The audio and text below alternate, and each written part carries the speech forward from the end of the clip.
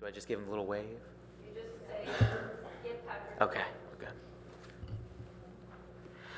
Okay, so we're calling the November 12th, 2015 Human Relations Commission meeting.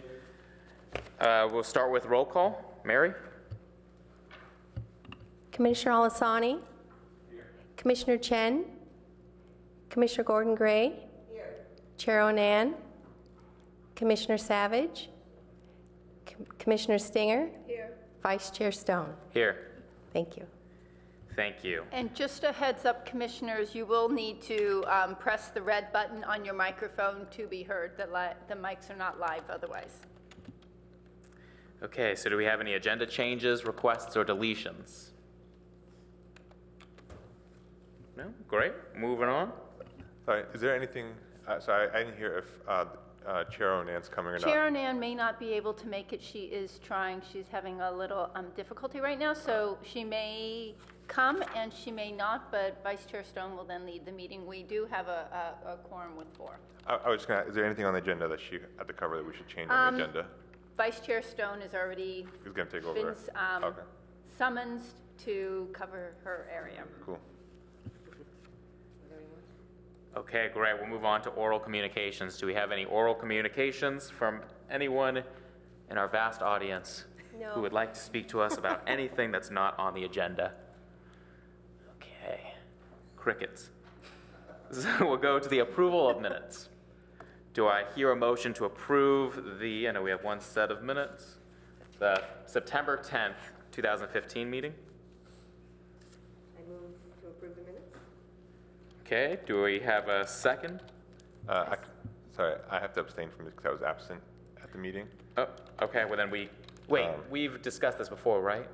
About having to abstain if you weren't present, that's not necessary? I think they were pretty lax about it, but we made it. Sorry, my microphone was not turning on. So I think we heard from the clerk's office that I think we would be able to with I would, yes, because, go ahead. sorry, I think it says September, but I think it's October, right? No, it's September. Okay, sorry. So, I'll second. Great, perfect. Commissioner Stinger seconds. All approved, say aye. Aye. Aye. All right, the minutes are approved.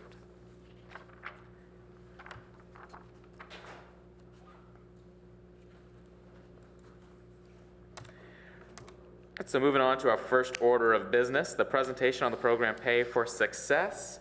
So, Mila and Alice, if you can come up.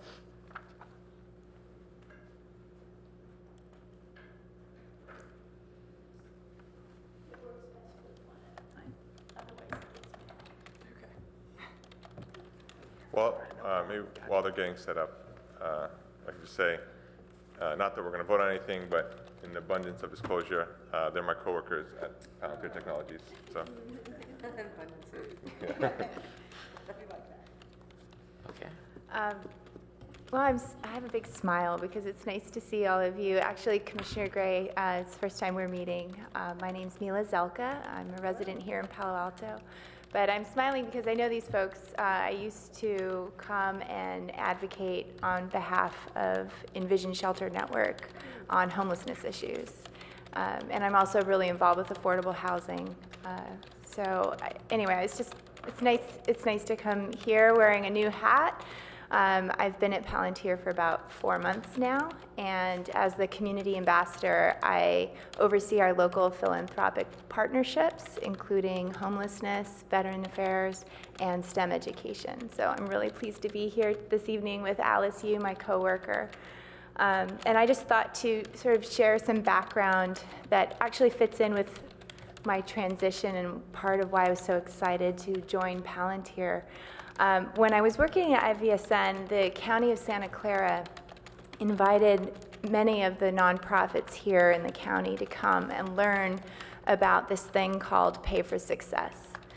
There was a nonprofit called Third Sector who had gotten some foundation money, and they nationwide were exploring this innovative new program that involves social impact bonds. And there are a couple of case studies around the country where social impact bonds have been used to improve the lives of many. And I was privileged to go on behalf of IBSN and spend a week learning about Pay for Success with other colleagues in the homelessness space as a guest of the counties.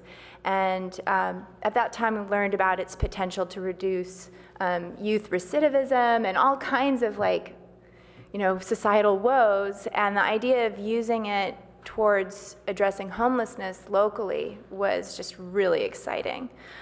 So I just feel really fortunate to be able to have landed at a place that turns out is working on the contract for Pay for Success with the County of Santa Clara. So perhaps Alice can give us an introduction to that. Some of you might have heard about it if you went to the Veteran Homeless Summit where guests talked about it, but you get to hear about it in person now. Hey everyone. I think potentially a good place to start is to tell you what Palantir is, since we are overrepresented in the audience today. So I don't know if folks have much background either from Medi or other folks, or just being in Palo Alto, but if I had to summarize Palantir into more or less one line, which every startup I'm sure hates doing, it is in itself an infrastructure to do data analysis. And it really is combating an issue that folks, I'm sure everyone has to deal with every day, which is there's a ton of data out there. They're all in siloed places, but they're just not really great tools to be able to ask your questions and have answers come out that are particularly useful. So what I like to do is start a little bit on where we started, especially because we are in Palo Alto.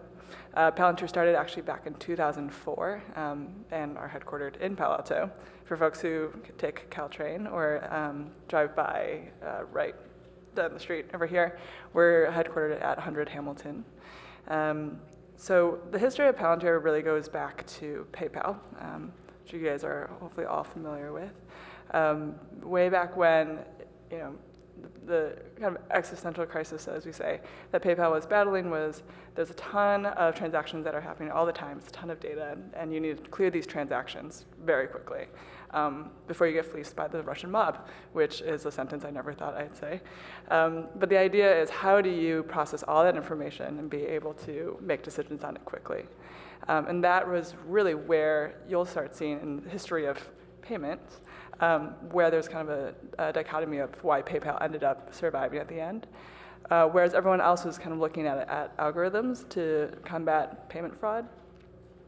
These folks at Palantir, or at PayPal, were looking at and saying, how do we augment kind of the human analyst to solve these problems? So what they did was built a software that was incredibly user-friendly, but also was able to drill down in data to kind of find that needle in a haystack situation to say, this is fraud, combat here. And so from PayPal, these founders then kind of moved on and said, we actually think this is an idea that could, be used for a ton of different use cases. It's a common problem that they saw. And this is back in 2004. So their original thesis that started Palantir was, why don't we combat counterterrorism? Easy first job, as you can imagine, but similar kind of workflow, which is there's a ton of data out there. It's really secure or very protected information. How do you look across different disparate data sets and then drive an analysis on top of it? So from there, we've grown our business and since have gone into local law enforcement, to healthcare, cybersecurity, intelligence, defense, a ton of commercial projects now, from supply chain analysis to trader oversight, things like that. And most recently, as you can tell, is a lot of our work on social services. So we've got some homeless deployments. We also have, in particular, Santa Clara County's Chronic Homelessness Project, which focuses on targeting the highest use or highest need population who are chronically homeless in the county and providing them permanent supportive housing, making sure that these folks are achieving the outcomes that we're all hoping they are, which is reduced utilization of emergency services, better outcomes, better well-being. So I know you guys have now at this point heard the entire veterans event and background on Pay for Success. my one line for Pay for Success, it's about how do you transform governments to truly value the outcomes that services provide versus the inputs. And from there, there's a lot of components of Pay for Success that Palantir is super excited about. One is it's about, Palantir in itself is really mission driven. So as you can imagine for Pay for Success, all these projects are in social services and reducing human suffering. The second is that it's all about outcomes. Palantir, that's something we truly believe in. How we actually like all of our contracts is to be kind of proportional to the impact that we create. And third is this whole movement is really about governments making better data-driven decisions and resource allocation and how they provide services. So as a fundamental data problem, it's kind of right in Palantir's wheelhouse. So more specifically on what we're doing for Santa Clara County is we're basically building the overall data infrastructure for the county to make decisions about how this entire program is going to run. So we're doing the overall data integration, then from there allowing the county to do triage to identify high users, doing the handoffs and referrals over to Abode Services, which is the service provider, then enabling kind of long-term tracking, reporting, and outcomes management for the entire course of the program, all of which is based on, to say the least, almost 5 to 7 different disparate data sets from criminal justice, health and hospital systems, HMIS, which is our homeless management information system, and from Abode as well. So within those, it actually silos out to more because the databases house different data. But as you can imagine, it's an incredibly powerful tool for governments to really think about how they are allocating their resources. So I don't know, did all of you, I'm not sure if all of you actually attended the Veterans Summit, but if you need us to step back and just say how it works in general, like the sort of the main concepts, or it's... I wouldn't mind hearing that. Sure. So, I mean, the basic premise is that it's less expensive to house chronically homeless individuals than it is to pay for and deal with them being in all these different arenas, right? The emergency room and police services and that sort of thing. But it's hard to quantify those savings to government in a timely way. And so what the county has done is said, okay, are there investors that are willing to pool some money together, a lot of foundations, put money together. They will select the nonprofit service provider for the permanent supportive housing services. And then using software, using an evaluator role, they will quantify the savings to government. And then based on what those metrics are, the savings get shared among their original investors. And in some of the models, if government saved more than they thought they would, sometimes it gets shared between all the different parties. So it's a way to have the government spending become more efficient while having really innovative programs from a social services perspective, have a chance to try things out and make the theoretical real. So our role is on the data side. It's a pro bono contract that we have with the county. But the social services component is with Abode, and the county oversees the contracts. So that's sort of in case you missed the Veterans Summit. So Mila and Alice, first of all, thank you very much for coming tonight to speak, and I apologize for my late arrival. I'm Jill Onan, I'm one of the commissioners here, and I was wondering if you could talk us through something I found very intriguing at the Homeless Veterans Summit, which was how service provider agencies could lessen the risk, or I'm not sure I understood, or government could lessen the risk of the contract because they only pay for the outcome if it's successful, and so if things aren't working well, they kind of understand that and they are not paying for an outcome that's not successful, if I understood that correctly. Because I think that's been one of the big barriers is people are afraid to invest in new ideas because they're not sure whether it's going to work out or not. So could you guys talk us through kind of that sort of risk-benefit analysis so we can understand that better? Yeah, I think from the fundamentals of Pay for Success, it is the idea where the entire project is constructed and the investors are supposed to be bearing, or the funders rather, are supposed to bear the risk of the program. So they'll be funding the upfront cost of the services. And that's what the initial fundraise, that's kind of where, the Goldman Sachs you'll hear about, or the different foundations are putting funds Can you in. talk a little bit closer to the mic? Yeah. It's kind of hard to hear you. Sure. Thank Is this better? Oh, Yes. wow, this is way better. The funders will come in and put it in upfront funding to enable the service provision to come up front. If the project doesn't work, the funders actually hold a bag and have already paid out for the services, and the county hasn't paid any of the funds out yet. Only when success is achieved for the Santa Clara County project, that's for stable tenancy. When that is achieved, then the county would actually be making the payments out of their, in this case, their general fund, and that would get distributed to the different funders up to a threshold. So can you explain to us the people who are the investors? So these would be like private foundations, would these maybe be corporations or companies? Yeah, so for example, broadly across Pay for Success, we've seen, for instance, Bank of America, Goldman Sachs have come in. We've also seen a growth of CDFIs, which are community development financial institutions coming in, and then a slew of both national and local foundations. Specifically for Santa Clara County, this included 2 CDFIs, so Corporation for Supportive Housing and the Reinvestment Fund, and then a couple of different foundations locally, for instance, Sobrato Foundation, the California Endowment, we've got the Health Trust, Google, yeah, Yeah, don't forget them. yeah, exactly. Google, Abode also put funds in, and yeah, so it's a myriad of different sources of funding. For the majority, it is always kind of one kind of senior investor that's roughly maybe 5% interest, and then a mix with either different foundations who will take either for their program-related investments or just as grants. Laura and John Arnold Foundation was the last one. Now, in terms of, I guess I want to ask about the philosophy or the business approach of investing in, I guess, social services or human services. That's a little bit different than investing in technology R&D. Mm-hmm. So how are some of these potential investors approaching this sort of philosophically? Are they trying to transfer their normal business model onto social services? Or are they understanding that sometimes human beings are a little bit different from other types of product? Yeah. So how is that done? Yeah, it really ranges by the type of organization.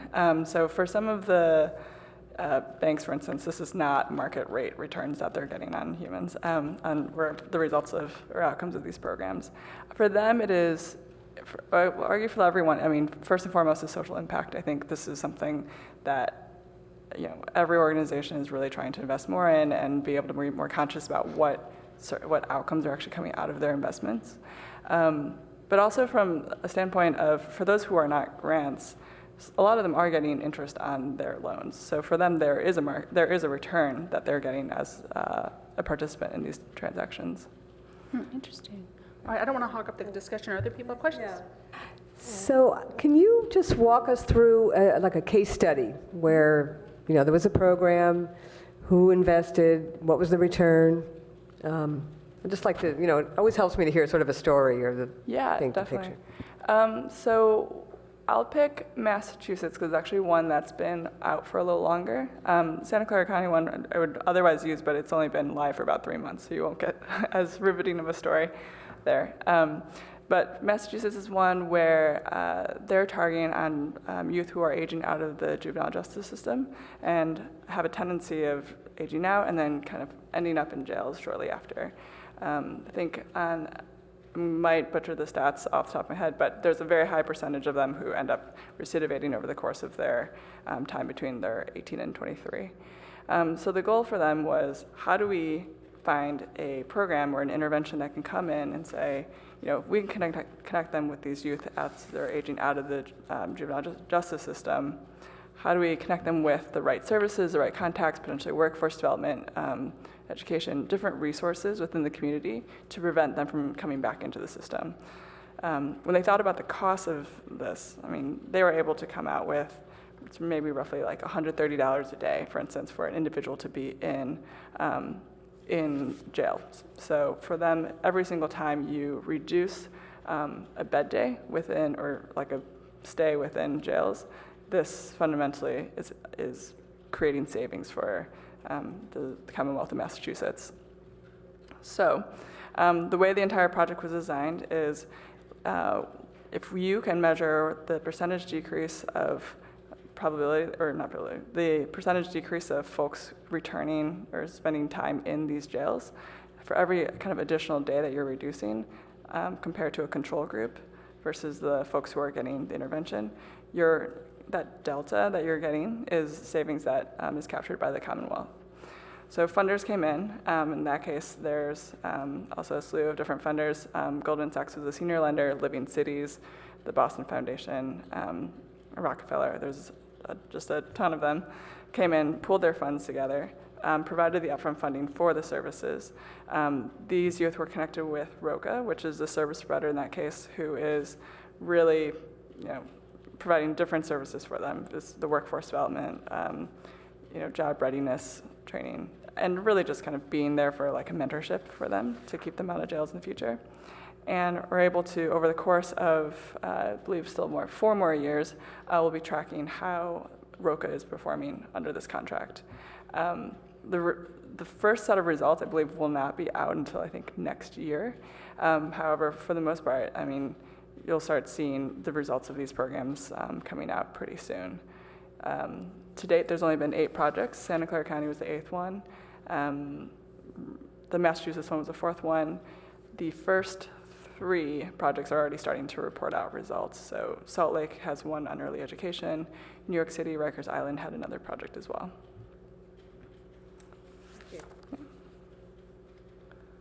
Other questions for our speakers? Yes, can you describe the Santa Clara project?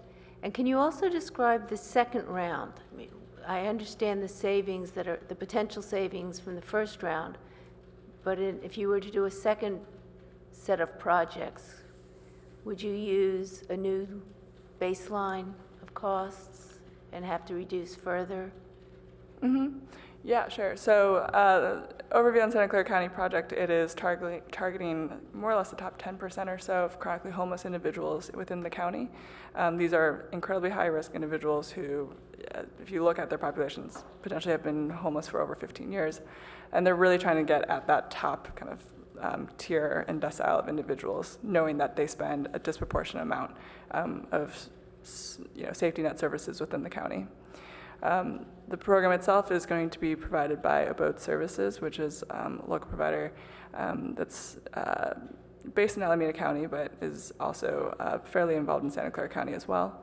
UCSF is going to be the evaluator for the project. So they will be looking at both, when is the success outcome being triggered, which is stable tendency, but also doing an overall randomized control trial for how effective the entire program is in terms of reducing utilization, reducing time spent in jails, et cetera. So really looking at a holistic view on what the impact of the project is. To your second question about second round, Maybe I can clarify it. Once you've reduced the cost per day, do you have to use that baseline for a subsequent project? Yeah, so, I think there's actually 2 components to that, which is what I was thinking about. One is that they actually do have a second project that's on mental health, which has a little bit of an overlapping population, but it will also be structured as a pay for success and takes on more of the traditional kind of randomized control trial where you've got your treatment group and your control group, and based on the reduced amount of savings, that's what's paid out. The homelessness project is a bit of a different hybrid of pay for success. It's actually paying out based on stable tenancy, not necessarily reduced utilization of services. So for them, the benchmark is, how many days are you actually housing folks over time? But to potentially a better example is the mental health project, which will be more kind of on this randomized control trial basis of reduced utilization. Most of it's going to be, it's always you're benchmarking against what the control group would be. So it's always kind of a relative decrease, not necessarily a fixed baseline of what the reduction needs to compare to. That's great, thank you. I have one more question. Are there some non-quantitative indicators some qualitative indicators? In terms of triggering payments or? In terms of resident outcomes, happiness, satisfaction with daily activities, just things that might be important measures, but not necessarily quantitative reductions in the cost to the county. Yeah, so the majority of the data that UCSF will be analyzing will be administrative data. So that'll just be, utilization data across the county's different safety net systems. However, I think there is a possibility that a BOD within their case managers will be, getting a sense of how their clients are doing day to day. More questions or comments? Councilmember Berman? Thank you. So this might be oversimplifying it, but is the practical impact of this that policymakers get the opportunity to essentially try two different strategies when they might only have the funding for one, right? And so, if the county only has the ability to, or only has the funding to jail, let's say, 1,000 people, and they have to plan for that, right? I mean, they have to allocate the funds necessary for doing that. If historically that's shown what's necessary, they won't then have they don't have the funds at the beginning of or when they're planning the budget to try these more innovative, solutions that might actually achieve, more better long-term gains.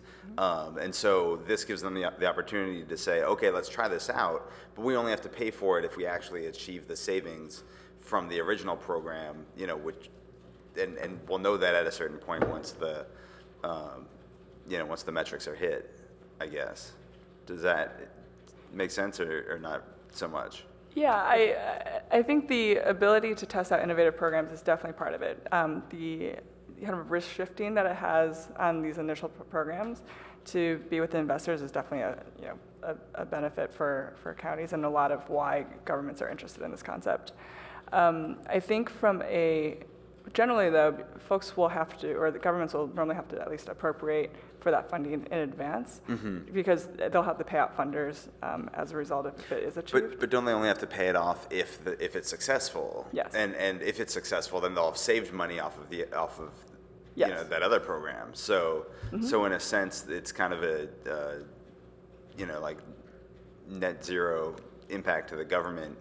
Because if it isn't successful, then they don't have to pay for it. Yeah, it is. The complexities I'm going into. I was going to say it's very oversimplified. Yeah, I was thinking about that. For a lot of these projects, it's kind of projected savings. Yeah. So it isn't necessarily realized within that fiscal year, for instance. Okay. So that's why they still appropriate it beforehand and set it aside. Sure. And funders kind of feel better about it as well. That they will still get paid back at the end of the day. But I think what you're getting at is a pretty accurate description of what the goals are here and where the benefits are for the stakeholders. Thank you. Cool. Yeah. Commissioner Greer, Commissioner Stone. Well, just kind of piggybacking off of Councilman Berman's point, it seems so attractive to governments to be a part of this program. You said Santa Clara County's this is the 8th project. So that may get the 8th governmental body as well? Within the U.S., the one repeat one is the Commonwealth of Massachusetts, so there's 7 distinct ones. That being said, I'd say there's less than 50, but a lot of different projects currently in development, either in feasibility or in construction around the country. Over 40 have been launched globally. And so is it Palantir reaching out to various governments around the country, or are they seeing, are you finding needs in certain areas of the country and then reaching out to that governing body, or are the governments reaching out to Palantir? How's all that working out?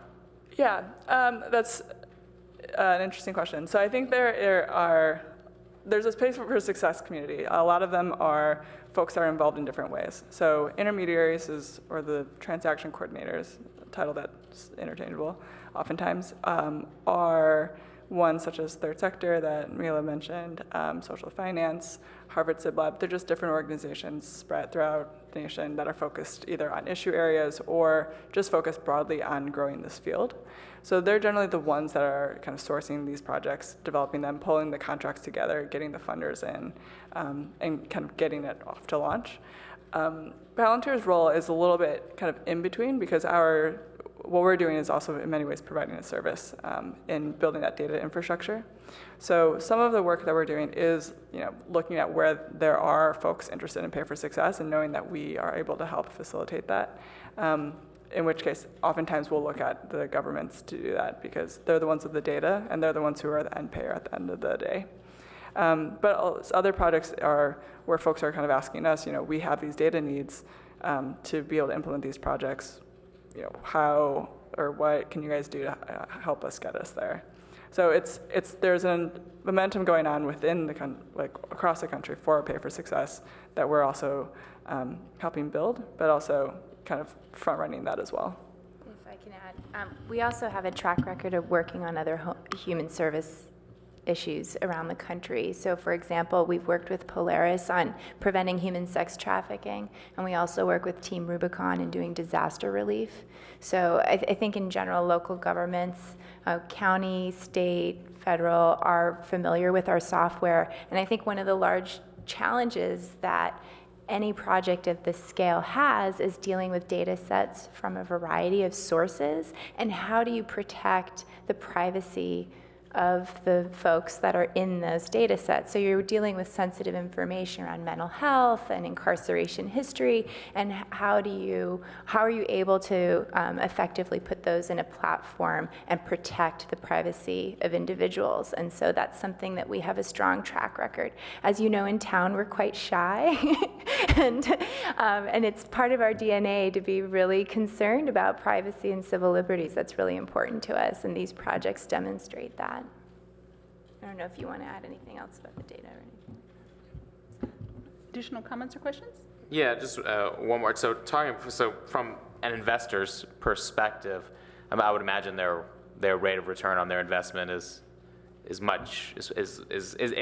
much lower than other investments that these investors typically are involved in? Since this is being human services, I would imagine it's less attractive financially for them. Yeah, I think, again, this goes back to, depends on who you are. If you're a commercial institution or financial institution, yes, this is not the S&P that you're going to be, getting 20% on your, well, maybe not in today's market, but that you're getting, smashing returns on these projects.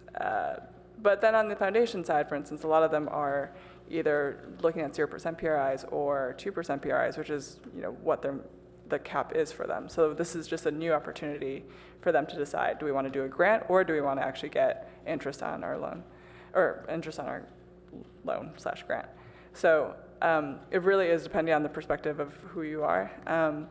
Even for a lot of the high net worth clients that put their funds into these social impact funds with commercial institutions, for them, they're also making a similar trade-off too, is do I want to put my money in, which I could otherwise donate, or do I want to put it in a fund that can actually achieve measurable social impact and potentially get a return? So there's all these different perspectives depending on who you are, but it does, for the most part, have just kind of more than one single bottom line, but social impact as well that's built into it. And what's the breakdown of investors? Is it mostly corporations or foundations or private investors? Yeah, every project's different, and some of them do, for instance, have credit enhancements. Some of them have foundations. Most of them will have what we call a waterfall, which is there's a tiered version of when the payments come in and who gets in the order of repayments. I would say 4 out of the 8 of them, Goldman Sachs has already invested in.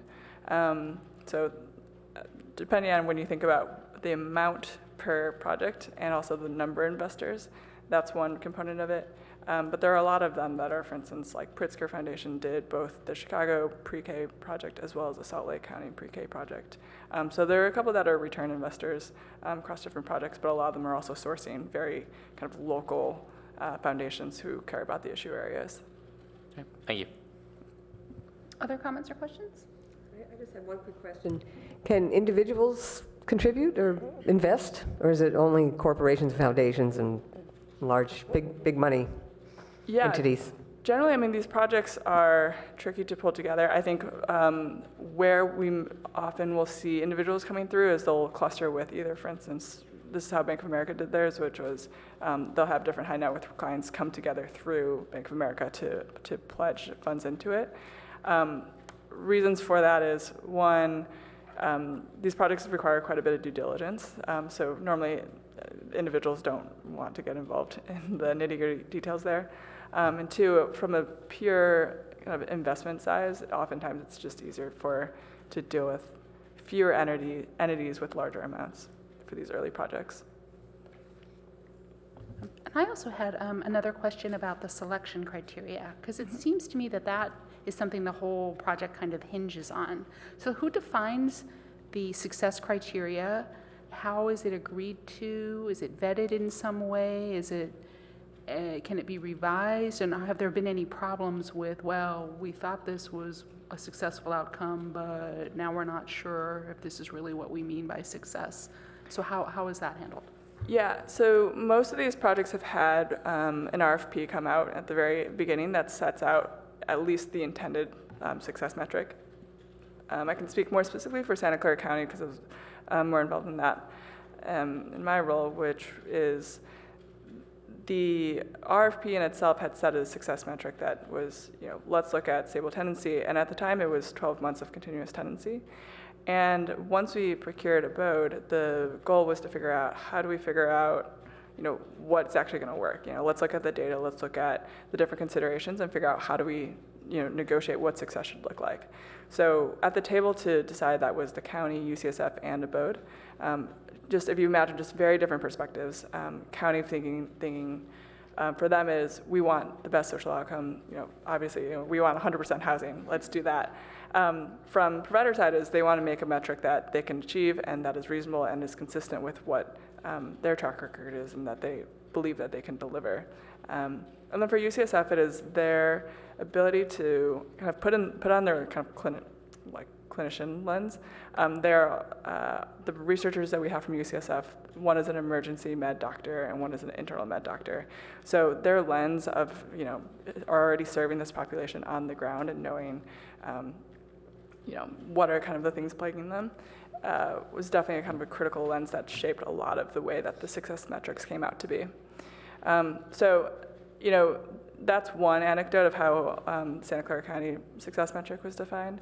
Other projects, for instance, other entities may just come out and say, this is the success metric we want. You guys are applying for it, see if you can deliver it. So I think from that perspective, I think the success outcome question is a great one. I think the field in itself is also figuring out, is there a way we can standardize these things? Because across every entity, there's different thresholds for what can be expected for different populations. So how do you kind of balance that? In terms of, projects that have determined, or what do you do when a success metric isn't correct, or you find that it potentially maybe causes harm or something like that. Within each of the contracts is the ability to make amendments, and there's almost all of these have governance committees and operating committees staffed across the different stakeholders to make sure that these are functioning correctly, and to make decisions like, changing to the success metric if you need to. So in many ways, that's how those are generally resolved. Thank you very much. So any final questions or comments for our speakers tonight? Thank you both so much for coming. We learned a lot, and it's very, very informative. Thank you. Thanks for inviting us. Thank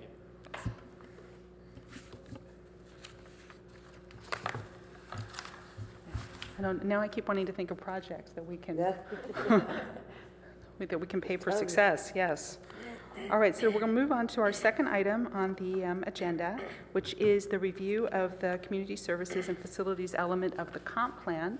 So just to refresh everybody, Rob DeGose had spoken to us a couple of months ago about the HRC's potential contribution to this particular element because it overlaps so much with some of the work that we do in the community, especially being a voice for the underserved.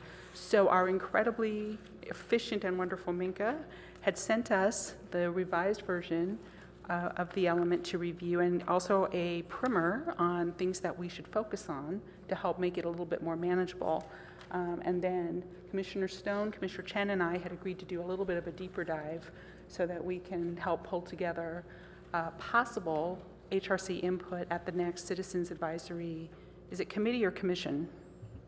It's commission. Commission, which is on Next Tuesday, I Stay. believe. It's the 17th. the 17th. Yeah, Okay, The 17th, 5:30 PM. okay. And It's at the Rinconada Library, which is the main library, in probably their community room. So it's the new room that they have there. So 5:30 to 8:30 PM. And I know Commissioner Chen is out of town currently, but she will be back that day and has already offered to attend the meeting as long as her flight isn't delayed or something doesn't happen to hold her up. But it would probably, if we decide to participate, it would probably be best to have 2 HRC commissioners go. We have the option to, again, just to refresh, we have the option to give input as oral communications to the committee at that time, or if we want to make it a little more formal, we can draft something based on our discussion tonight and kind of consolidate all the commissioners' input so that the commissioners who attend the meeting can present it there. That's correct, right, Minka? I would say it'd probably be best to convey your key ideas during oral communications. If you want to hand them something, I'm not sure that they would really have the time to review that. You also have the opportunity to craft an information report for when this goes back to council, and that's scheduled sometime, it looks like, in January, if I looked at the draft council calendar. Okay. All right, so we all had a chance then to review the element, which is still in draft form, and along with Minka's notes kind of as our guide. So I'm wondering, how do we want to kick off this discussion? Do we want to go down the row and have people kind of provide their input? Do we want to take it one section at a time and then have everybody jump in on that one section? So what would be best? Okay, so do we want to start with the first? It was, let's see. And also, I liked how Minka broke it out into goals, policies, and programs, so that was very helpful. So I think, do we have any, why don't we start with the introductory text, which was pages 12 through 15? And I'm desperately trying to open up this PDF. I'm sorry, what? Oh, okay. Yeah, I put my notes on the PDF, though, and then Adobe decided not to let me print my annotations, so it was very unfortunate. So I brought them so I could see them online, but now I can't work this laptop either, so I'm having technology issues today. All right, so on the introduction, I actually did have some comments, although I can't pull them up, so I'm going to have to try to remember them. But while I'm struggling, does anyone else have comments or things that they want to give feedback on in terms of the introductory text? Mark's already bored with our whole discussion. No. Well, I'm with you.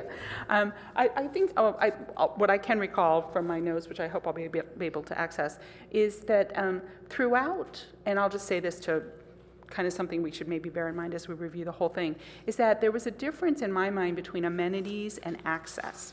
So often when we think about community services, the city here in Palo Alto has wonderful, wonderful amenities. I mean, we're so lucky to live here. But I think sometimes what gets forgotten or where there are service gaps is in accessing those amenities. So throughout the introduction, there were occasional statements like, these things should be accessible to all residents, blah, blah, blah. But the reality is that's where I think our community often falls short. So as I reviewed the whole text, which I did, even though you won't believe me until I can find my notes, is that we need to be very cognizant of, I think, that difference, because where the HRC might need to jump in and give some feedback is really, I think, more on the access side. You know, because if, for example, if seniors who can't drive at night, you know, are homebound and can't get to any of these wonderful things that we have, or people can't get to the park, you know, people can't get to the performance, people can't attend the concert. Okay, we have the amenity, but are we really connecting those dots? So to me, that was a big distinction that I don't think was as clear in this element as it could have or perhaps should have been. So many of my comments sort of fall along those lines of, yes, but can people actually access these wonderful things that we say that we want to do for the community? So I'll put that out there. And why don't we go ahead then, if there's no other comments on the introductory, or anybody has any other general things that they noticed or want to comment on before we get started on the specifics? And just as, if I may interject, just to remind the commission of its role, and those are really the questions that I raised, just is, you know, things that you liked. I think the commission always likes to hear that. What's missing and what needs more emphasis. It's not, I wish you would have worded it this way, or I wish that would have been there. I think that's the role that even the, you know, commission is only doing so much before it goes back to staff and to council. So it's like, it's more of, wow, I really didn't see anything about X, Y, Z. I was surprised that's such a big issue that I didn't see it. Oh, there's 2 lines, but perhaps that's an area that should be expanded. So I don't want to, you know, take time to wordsmith where that's really not the role. It's just, you know, in the purview of programs and issues that you have influence on and knowledge about. Are they represented here?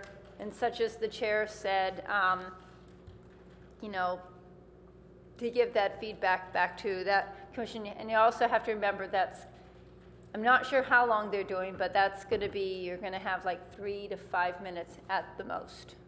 Okay. Unless you want a companion piece that'll go later on to council. All right. All right, so I think, and then Commissioner Singer, did you have a comment? I did, but I'm going to change my comment. To respond to what Minka said, the outline you just gave us makes a lot of sense, and maybe that would be a good way for us to frame our discussion, because that would frame our discussion, and it would also be an outline for the speaker on, or the 2 speakers on Tuesday during our oral comments to very efficiently say, as a commission, we'd like to see more of, and I forget what the other point was. I think it's a nice structure to adapt. Okay, and I agree. I think that's a good way to go. And also, just to remind Minka, Commissioner Chen also sent some comments via email. So why don't we go through the live discussion first, and then we'll add to Commissioner Chen on to the end. Okay, so before we get started, is there anyone here who can help me open up the file that's on my flash stick? Because I cannot freaking see a thing on this slide. Okay, so where is my flash stick on this thing? Because if I could pull my notes up, that would really help me like lead this through. I can't see it. Hey. Okay. And then, see. Okay, so we've moved to the introduction. So goal C1, which was deliver community services effectively and efficiently. So Minka had directed us to pages 15 through 20 and these particular policies. So why don't we get started, and we'll just kind of go down the row. How about policy, do we want to go 1.5, 1.6, and just see if anybody has anything? Or do we want to just group it all under this whole thing? Let's do that, because everybody, I'm sure, is going to have certain areas where they want to discuss. Okay. All right. Actually, I think it would be nice to go through each one, because I'm a little slow. Is that a problem to do that? I'm just concerned because there are like A lot. There are like a lot of them, and maybe. Did you get it up? Oh, Well, I think just as long as everybody doesn't feel they compelled to comment on something if they didn't have it. So if the chair says, 1.5, any additional comments, and then be able to move on, I think that's fine. It's really what works best for you all. Can we vote on it? Well, I think it'll be okay because. All right, you lead it. Yeah, I think we'll be fine. Well, my comments still aren't here though, so this is. I saw them. No, the pane is not here though. Okay. All right. So goal C1, why don't we start here at this end of the table? Commissioner Stinger, under this goal, what were your answers to Minka's questions? What do you like? What's missing? And is there an area that needs more emphasis? I actually did it more generally, so I'm going to take some. I'll ask you to start at the other end of the table. No, you go right ahead. Any format is fine. Okay. The things that I particularly liked and that I would want to underscore are infrastructure maintenance, the senior programs, and the senior shuttle. The way I approached the document was, before I looked at the document, tried to think of things that I wanted to see in it. And those three elements were in it, and I just wanted to reinforce that I thought those were good additions, good comments. Things that I would like to see either added or emphasized further were services for vets, services for victims, perhaps collaborations with social service agencies. And something that I'm really very passionate about is preserving or replacing the art spaces at Cubberley. It's a facility that is actually not mentioned in the introductory section where we talk about libraries and parks and school facilities. But it's the only place where we encourage artists to have studios. It's not mentioned as an existing facility, and I didn't see a goal or a policy to keep that element in our community. I'd also like to see more emphasis on supporting the Avenidas expansion.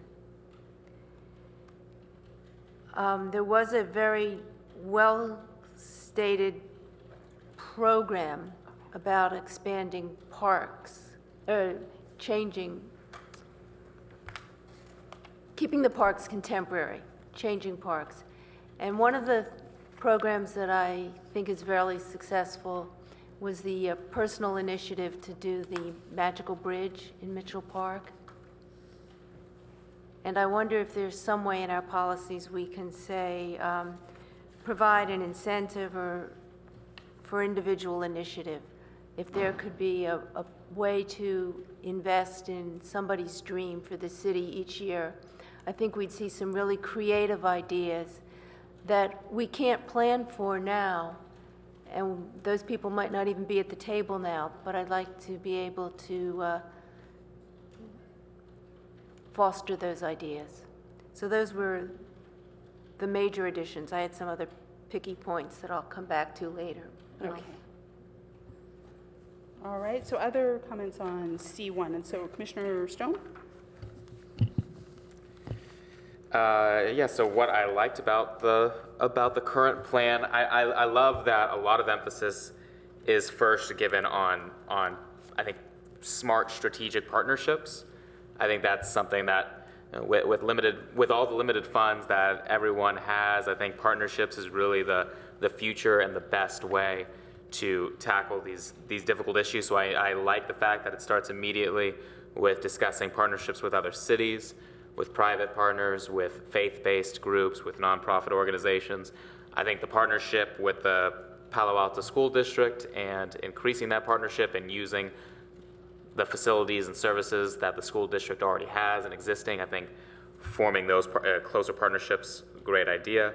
I was really happy to see that there was major emphasis on youth well-being within the plan and senior services. And I know the introduction pointed out of the aging population between 2015 and 2030 and the need for those services and to make sure that they're strong.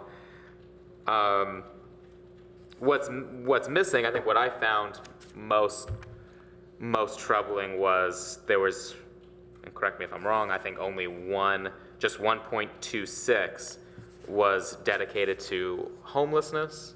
And that was the only area that I really saw that homelessness was addressed. And even then, where it is addressed, the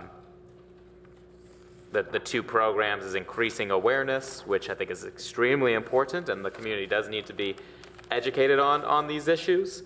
But not much more other than that. And then the next program, 1.26.2, is working with Santa Clara and San Mateo counties and nonprofit agencies and other organizations to come up with solutions and programs to help with this issue.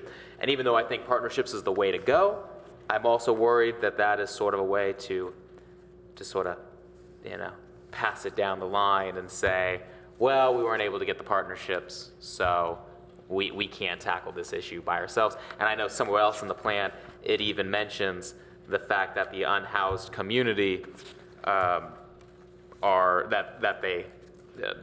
they move across county lines, across city lines. It's difficult to keep track of them, and so that makes it difficult for just one city to tackle. I am concerned that I'm concerned through this there's not enough emphasis on making sure that the city of Palo Alto does its fair share. I was happy to see that the transportation is later, so I will save that, because I got concerned during the senior services that there wasn't an emphasis on transportation, but I found it later in the plan. So yeah, areas that I think need more emphasis: the unhoused section, and I guess I'll say in the youth well-being section. And I don't know if this is wordsmithing or not, but like under 1.21, programs for youth with developmental disabilities, also 1.20, development of mental health programs for the youth. The wording is just very ambiguous on whether, if the city of Palo Alto is going to give additional funds. Are we just going to leverage existing funds? Does that mean we're taking those funds out of his wrap? Are we taking those funds out of other areas? It's so ambiguous that I think, again, I don't think it gives enough direction, which I think is necessary when we're discussing these programs, and especially to hold the city accountable to make sure that we invest in these programs that are necessary. So those are my comments on this section.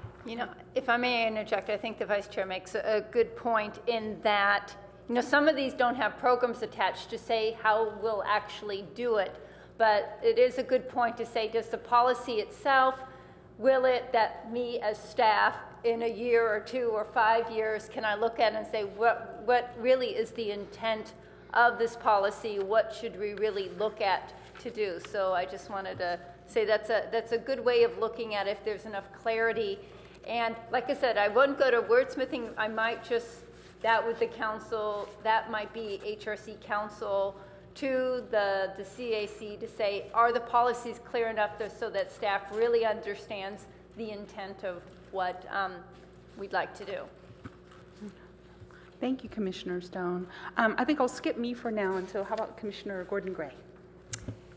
I have a general comment overall, and I agree with some of the things that Commissioner Stone said. I call him Commissioner Greer, too. I guess when I read these, and I have not, been kind of experienced a comprehensive plan before, so I don't have a lot of experience with this, but it looks very general to me. Like, I guess I wonder, how does this get grounded? How do we know that this is actually, we achieved these policies? Continue to take a leadership role in addressing community services.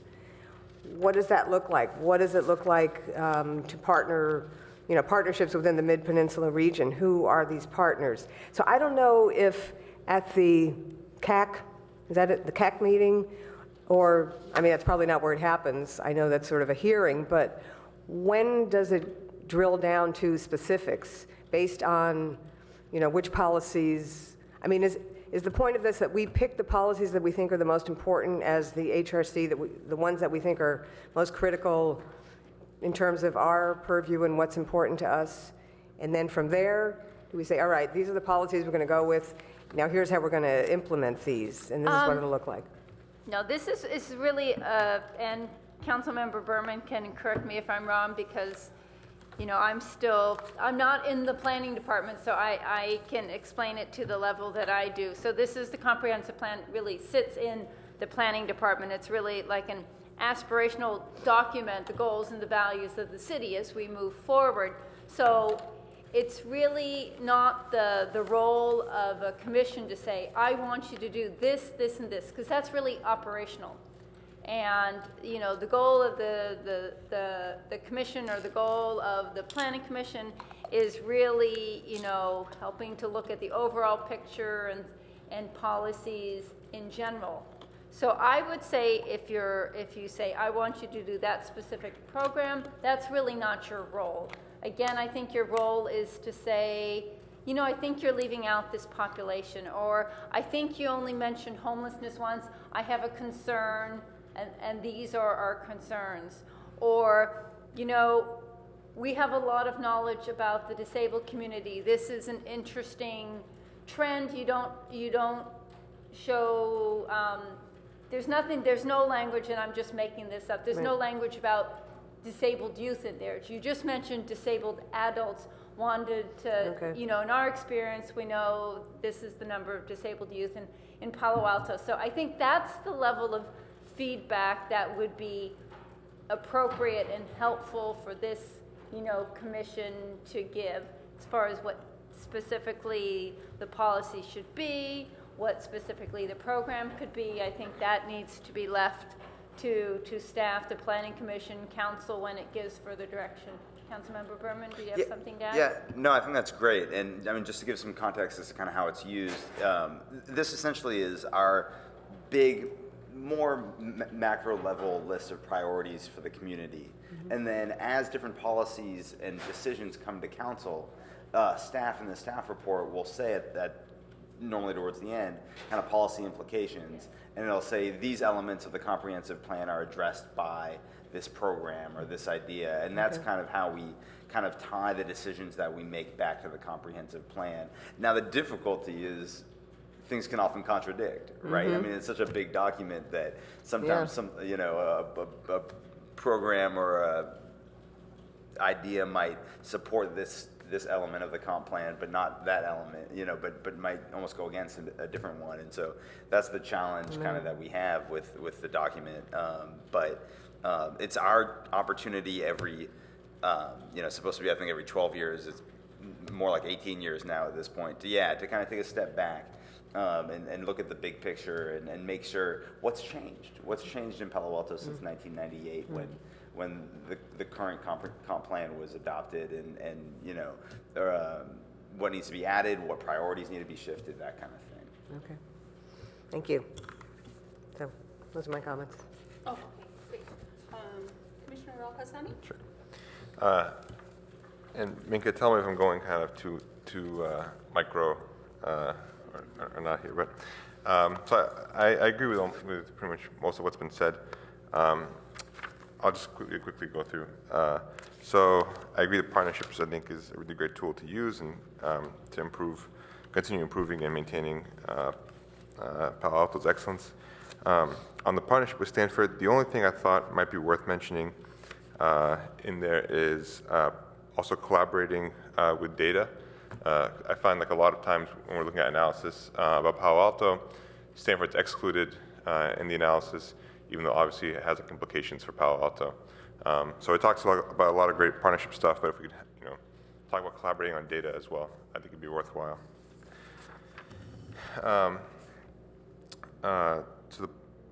Talking about partnership with with the Palo Alto Unified School District, one thing I thought would be worth mentioning was I saw a slide that Dr. McGee gave that showed the disparity in test scores between minorities and the greater student populations.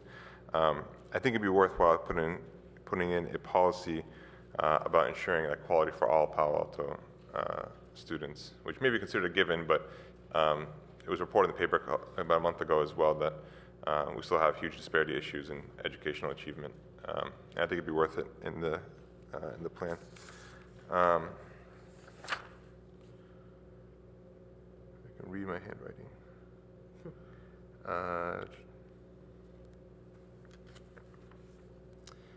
In Minka, to your question 1.7,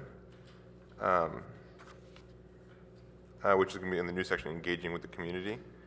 And this kind of goes back to what Chair Onan said. I think oftentimes we have really good resources that people don't know about. And I think it's fair to say this also goes with volunteering opportunities, that we could do more to leverage our existing awesome organizations like the Opportunity Center. The VA has a great volunteer program. and maybe basically putting it in here that, that we should leverage kind of the wonderful organizations that we have and make people more aware of them as well. I think that's all my comments that are not redundant so far. I know, I think all great minds think alike because we're zeroing in on a lot of the same issues. So I'm going to go through my notes, which are a little bit different.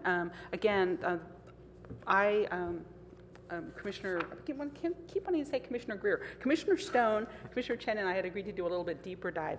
And as you know, I'm a professional writer and editor, so you give me a document, I just have to tear it apart, so I just couldn't resist. I did have a Ray Bicchetti moment, though, where Ray, I used to tease, our late colleague, Commissioner Ray Bicchetti, I used to tease him that he always used pen and paper, these old-fashioned methods, and he would always tease me back that technology is not reliable, and tonight Ray was so absolutely correct. And if wherever he is, I hope that he's laughing at me. Okay, so what I did was I cleverly marked up this PDF, and I'm just going to go through and call out some things, and there may be some redundancies. So right before C1, the goal that we were just analyzing, there was a statement under health and well-being that actually concerned me a little bit, and it's, in addition, the city collaborates with community organizations to ensure that social services remain affordable for all community members, and that is just so patently not the case here in Palo Alto that I'm a little bit afraid and appalled to see that in writing. And I found that occasionally throughout this element there are statements like that that are, I mean, this is a lovely thing to shoot for, I mean, but it doesn't exist today. And I think that we again, as the HRC, we need to be advocates for people who are not receiving services and cannot afford them, and that is the reality they are living, and we cannot pretend that we're living in a bubble, you know, where things are perfect. And I think there's a tendency sometimes in Palo Alto to slide into that kind of thinking. So I had my hat on around that kind of thing, and I may be pointing things like that out as we go. So that was one of the first things and that's actually before the C1 itself, but I just felt a need to call that out. So let me see if I can find my next statement. Oh, hang on, I think I'm a little bit ahead here. Okay, encourage the partnerships was another thing I wanted to comment on. Okay, here we go. Okay. So encourage the partnerships within the Mid-Peninsula. The thing is, I feel like more specificity needs to be here, and I think a big partner that the city needs to try to work with more is the county. Mm-hmm. So Mid-Peninsula sounds a little amorphous to me, and I think the reality is we are the far north county, and we need to be reaching out to the far south county, and this county needs to get a little more unified around its service delivery. So that was my comment there. And actually, as a border town, I think we need to be reaching north to San Mateo County because we have a lot of cross-border issues. We have people who need transportation across the border. We have homeless people who have access to one set of services north of the border and less services south of the border, and that causes problems for service providers and for the homeless themselves. So I think the two counties that we straddle, we really need to focus on that, and that needs to be more specific. Then there was a statement under C111. This was one that Minka called out. Encourage intergenerational interaction in providing solutions to child care needs. I have no idea what that means. I was wondering about that too. Does that mean like grandma takes over? Because it's just bizarre to me. This is something that I'm going to talk to them about because I took this out of a draft 3 years ago because it's just not practical in real life. You just can't have grandma show up at a child care agency and take a few kids aside. So that's just something that I'm going to talk to them about. Yeah, and I know we're not supposed to wordsmith, but as I said, full disclosure, I can't resist tearing things apart when you put them in front of me. Okay, so then moving on. In cooperation, I think a lot of us commented on the need for collaboration and cooperation, but I think that some of the programs here are very different in both purpose and organization and format. And, so for example, there's a program targeted toward youth called Dream Catchers, which is a wonderful organization, but it's very focused around, first of all, it's limited to middle school kids. Well, the occasional high school graduate might cycle back, but it's very focused on tutoring and academic, teaching, catching up, mentoring. And then there's an organization called, ACS, which provides counseling services for youth. So they're both youth-oriented organizations, totally different. So, yeah, but how would you really collaborate and coordinate two such disparate groups? And I think there was, again, a lack of maybe reality or a lack of specificity in this. And I think that we need to be aware, and maybe a CHRC call out, that youth have a variety of needs. You know, a depressed youth, a depressed adolescent might have very different needs from a middle schooler who needs math tutoring. So, you know, we can't just lump youth programs sort of all into one bucket. I think we might get some unintended results if we did that. Let me see what's next. So under a lot of the statements under C1 were about coordinating and collaborating, but I did have a question and some concern about who would be doing all this coordinating and collaborating, because our agencies often say they don't have staff to take on another role. The city doesn't really have staff to take on this role, and somebody really has to oversee this if that's what we're going to do. So again, to be realistic, to be actionable, we have to really think about, is this also an additional burden on somebody? And it probably is, and that has to be sort of taken into account, and I'm not sure that it was very well in this element.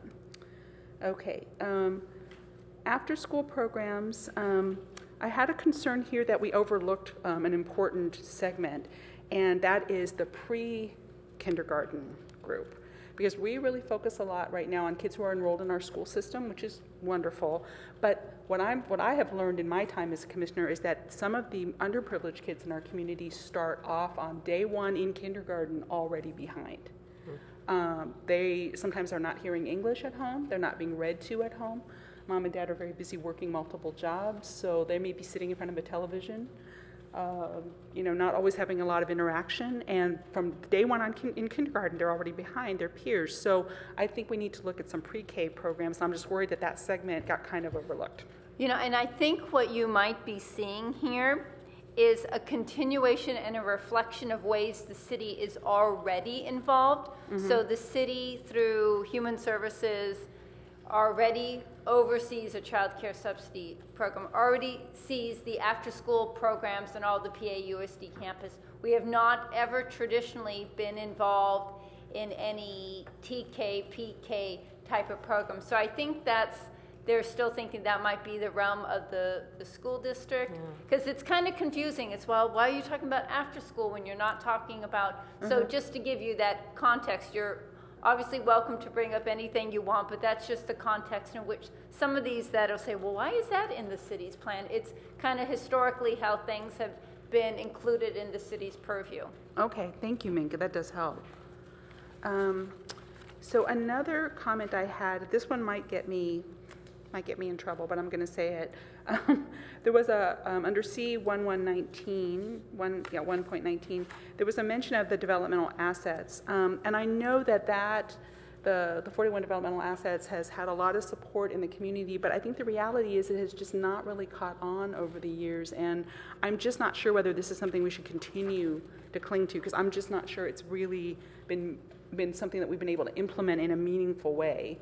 And it may be time to look at something new and not keep rehashing this, because I'm just not sure it's caught on and if it's ever going to catch on. Like I said, I'm going to get in big trouble for saying that. But I personally support all the assets, I do, but I'm just saying I'm not sure that they're operational the way that we might like them to be. And I think, too, a lot of them point to kids who come from more affluent families have some of these assets already, and kids who come from less affluent families don't have these assets. And then how we actually build assets to give to the less privileged kids is kind of tricky. I mean, it's not always an easy thing to do. So anyway, I just wanted to call that out, because I think we need to look forward and not necessarily drag stuff from the past into the plan. Okay, mental health. My big concern with policy C120 was there was no mention of depression. And depression is a chronic illness it's deadly. So it's like it can be a fatal illness. And it just surprised me that we talked a lot about education, suicide prevention, and intervention, but we didn't talk about the actual illness that kind of leads to all these things. So I just wanted to make sure, not to wordsmith, like we're not supposed to do that, but it really concerned me that to me is a health issue that really needs to get called out under that rubric. Is it mental health? Wouldn't depression go under mental health? Mm-hmm. But mental health, I mean, is a huge, and I think depression is the specific thing that we want to really focus on in our community. Then there was a mention of the HRC, and I think that here we talk a lot about disabilities. I think we often mean that in the physical sense. I think as the Magical Bridge program showed us, there are other kinds of really important disabilities that we need to be aware of. There are kids who have autism, delayed learning, other types of problems. Not everyone's in a wheelchair or on crutches. So I'm not sure that the mental health aspect of disability is really encapsulated here and is really intended. And I think that's something our city has not always been as sensitive to as we could be. Okay, told you I did a deep dive. I'm gonna drive you all nuts. So increased awareness about, this is C1 26.1. Oh, I have a comment here. I think we should do an HRC event around this to raise awareness about the stigma of mental health. And I think that would be something that we might want to tackle. That's one of our later agenda topics, though, so I'll move on.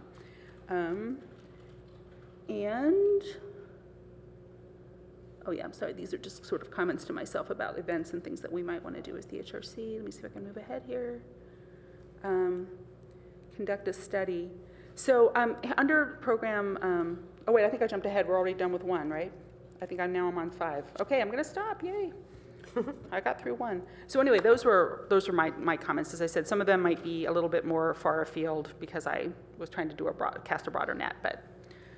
So does anyone else want to jump in on C1, which was the deliver services effectively and efficiently one? Does anyone have anything else to add based on what you heard other colleagues say or anything like that?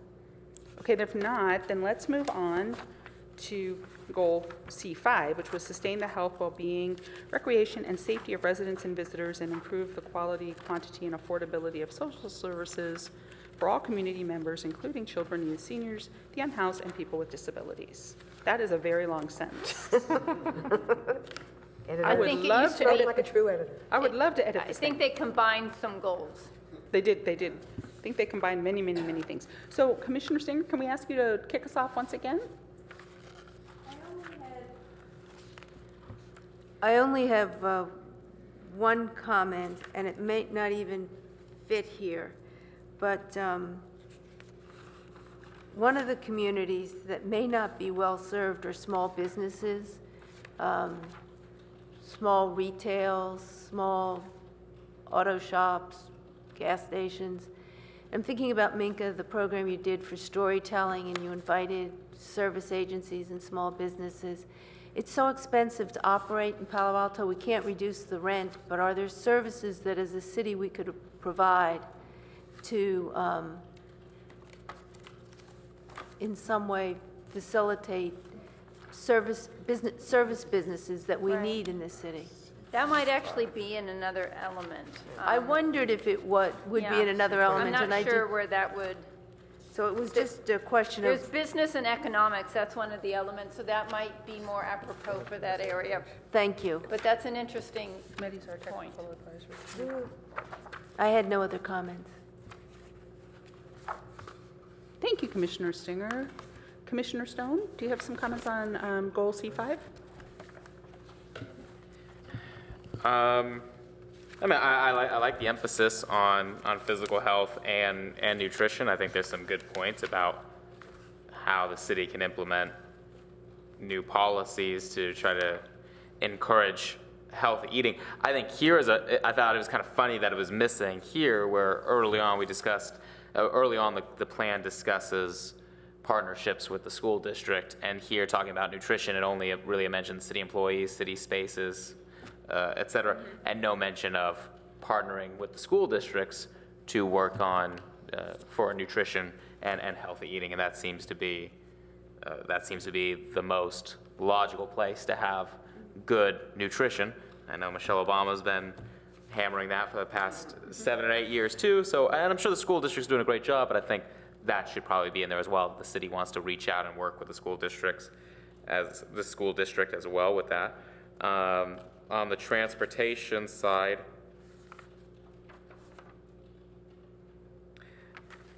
I was glad it meant, because I know from the senior summit, transportation for senior citizens is one of the most really pressing issues that we need to address.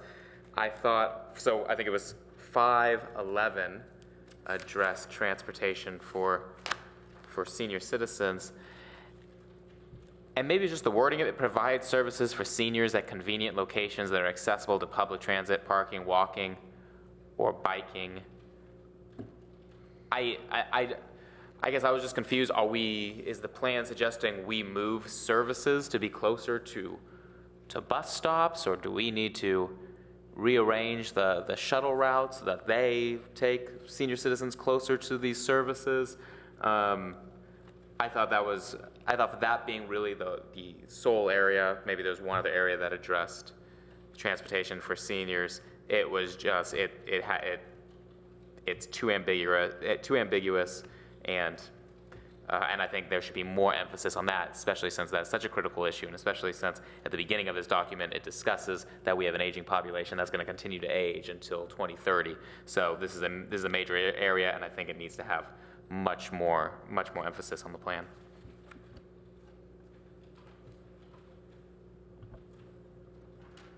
You have any additional comments, Commissioner Stone? You good? Nope. All right, thank you. Commissioner Gordon-Gray?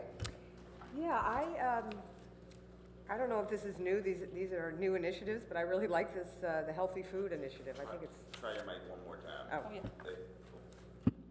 Hello. Oh. Yeah, what I was saying was, I don't know if this is a new initiative about healthy foods, but I love this idea of having more space for community gardens and farmers markets, setting, I don't want to be the nanny state, but I like the idea that this is part of our culture here, and it's important. I know people here are pretty focused on health, but I just think that's a great idea. I don't know exactly how it would be implemented, but it's a great vision. And then I also really like program C5.8.1, this idea, because we have so many there's such an influx of immigrants here. It's there's so many different languages spoken here, and if there was a way to have some kind of program that, I know Commissioner Chang has talked about this, to integrate us more. I just personally feel that is something that's kind of missing. We all take up the same space, so we call ourselves a diverse community, but it doesn't feel like an inclusive, diverse community. So, I might I would add something about that, or that would appeal to me. But how do we engage people who live here to be part of the community? That it's not because we have sort of this reputation of people come and buy houses here, they don't necessarily live in them. It's a whole other conversation, but I think that's important. I think that would be an important program. So those are kind of my two takes on that section. Thank you. Excellent, thank you. And Commissioner Al-Hassani, did you have comments on C5? Yeah, just one last additional comment. Something that I think is said in most of these sections, but wasn't said in this one, is just leveraging technology to help achieve the goals of the section. For example, in this particular section, I follow somebody named Ranger Kurt on Twitter, I always get to see amazing pictures of the trails in Palo Alto, and I find out about more trails through that. But B, he also gives warnings, like when there's a fire warning, or a month ago there was a mountain lion on one of the trails, and so it helps for safety as well. So I think down the road, as everybody's going to have a mobile phone in their pocket, there's things we can do here to encourage health and safety in our facilities as well. Excellent, thank you. All right, I'm going to go through my comments, which again are I cast a little bit broader net. And then we're going to have Minka, who's going to read in Commissioner Chen's comments, which she sent via email, and then we'll discuss how we want to present this at the CAC next week. Okay, so under C5, so one comment that I had was, this was not one of those sections that Minka had called out, but there was under C5.2, there's a program to conduct a study of the barriers to accessing healthy living choices. And I think that's a great idea, but I think we already know some of the barriers. And for example, as Commissioner Stone and others have pointed out, transportation is really the huge one. So I just hope that we don't spend too much time rediscovering stuff that we kind of know going into it. So I just kind of called that one out. Now I lost my place. Okay, hang on, let me just see where I am. This comment thing is a little bit, I'm going through a list here on Adobe. Okay, let me just scooch down here. Okay, we're here, and we are, increase opportunities for access to healthy food. I think some other people had commented on that too. But I do think this should apply to all residents and not just to city-owned or leased spaces and facilities. That's felt very limited to me. Let's see if I can get to my next, trying to get that. Facilitate access to schools and parks. Hang on. I think that here we do need to think about alternatives to driving. I think what we're hearing a lot from the community is that people, especially people with limited mobility, are struggling with driving and parking, and that's a huge barrier for them to access city amenities. So I think that that's something that just needs to be a little more specific as we go through our recommendations. Shuttles. Okay, so I'm full disclosure, I'm working with the Senior Services Committee, and we are looking at shuttle options. So anything that says shuttle, of course, we definitely need to expand and improve the shuttle service, especially for South Palo Alto residents. There's always been this big north-south divide in the city, and unfortunately, in the shuttle arena, we're really getting a lack of coverage and we're hearing a lot of that from seniors and students. Under facilitate access, there's a mention here of that this is under C512, that there's financial assistance programs for residents. But what is that program? It's a fee reduction program, and it's run out of the Community Services Department so that low-income seniors, disabled, and families, once qualified, get a reduction of fees for participation in our programs. The city also works closely with the school district, and if children are involved in free and reduced lunch program, we kind of get to know who those families are, so we can even do some outreach so that people, if they just might not even have picked up the catalog because they had an assumption they couldn't afford it. So there is some outreach there to try to let people know about our programs and let them know that there is an ability to reduce the entry fee for some of our programs. Okay, oh great, because I wasn't even aware that there was such a program, so thank you, Minka. Okay, so my final comment on this section was, I think that it's important to draw a distinction too in the nutrition arena between maybe poor food choices where people have access to food, but maybe they're eating junk food or drinking a lot of soda and they really should be eating more fresh fruits and vegetables, and people who are poor or in some other way limited and are not eating like at all. Like there are people who are going hungry in our community. There are even seniors suffering from malnutrition, either because they can't afford food, they're no longer able to prepare food, they can't get to the grocery store, they're very depressed, et cetera, real health issues. So, both are obviously important, but I think that there is a distinction to be made there, and we need to have senior nutrition, particularly more on our radar in this community with our growing senior population. And then on the poor food choices side, we need to have obesity on our radar because diabetes is epidemic everywhere, and this community has not been spared that. So I just wanted to call that out as something we might want to give some feedback on. So I'm done with my comments. Minka, can you tell us what we heard from Commissioner Chen? Sure. So under what do you like? She said the current suggested policies expand the previous ones with great detail, which helps the reader to visualize the changes beyond the old policies. So I think what she means by that is we're able to look forward in ways that are more relevant today. What's missing, she said, on page 12, the human service categories, as far as the demographics that it says it covers, she feels like some areas that aren't included, or maybe some future thinking. She talked about some of the work Stephen Levy has done and the increase in the diverse ethnic background of Palo Alto. She thinks maybe that could be a little bit clearer of doing some future planning for that. She says the changes in the economic and professional status of the city's residents due to unavoidable gentrification effect. And then she says community partnerships, she just wants it to be a little clearer that these partnerships will be with the diverse ethnic groups that represents diverse ethnic groups. And she said this will help integrate and draw resources of all citizens, regardless of where they come from, into the community. I think that also probably goes towards that one goal, that one policy that talks about welcoming newcomers into the community. Let's see. She did give a comment about the customer service goal, and let's see.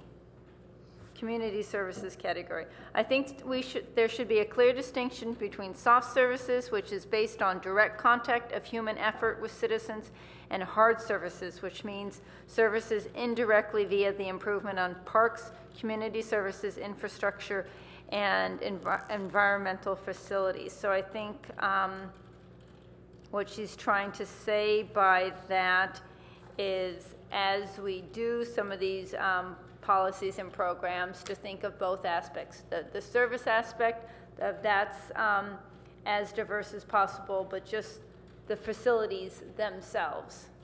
And I think we've talked about that currently going on. I'm not sure if Rob mentioned that, but there is a Parks Master Plan currently process going on right now. And I know that's been in a really extensive effort. I remember when there was questionnaires, I sent it out to that group. But that speaks a lot to access as far as different income groups, different ethnicities who might use parks differently. So some of those access issues, cultural sensitivities, income sensitivities, I know will probably be addressed in the Parks Master Plan as well.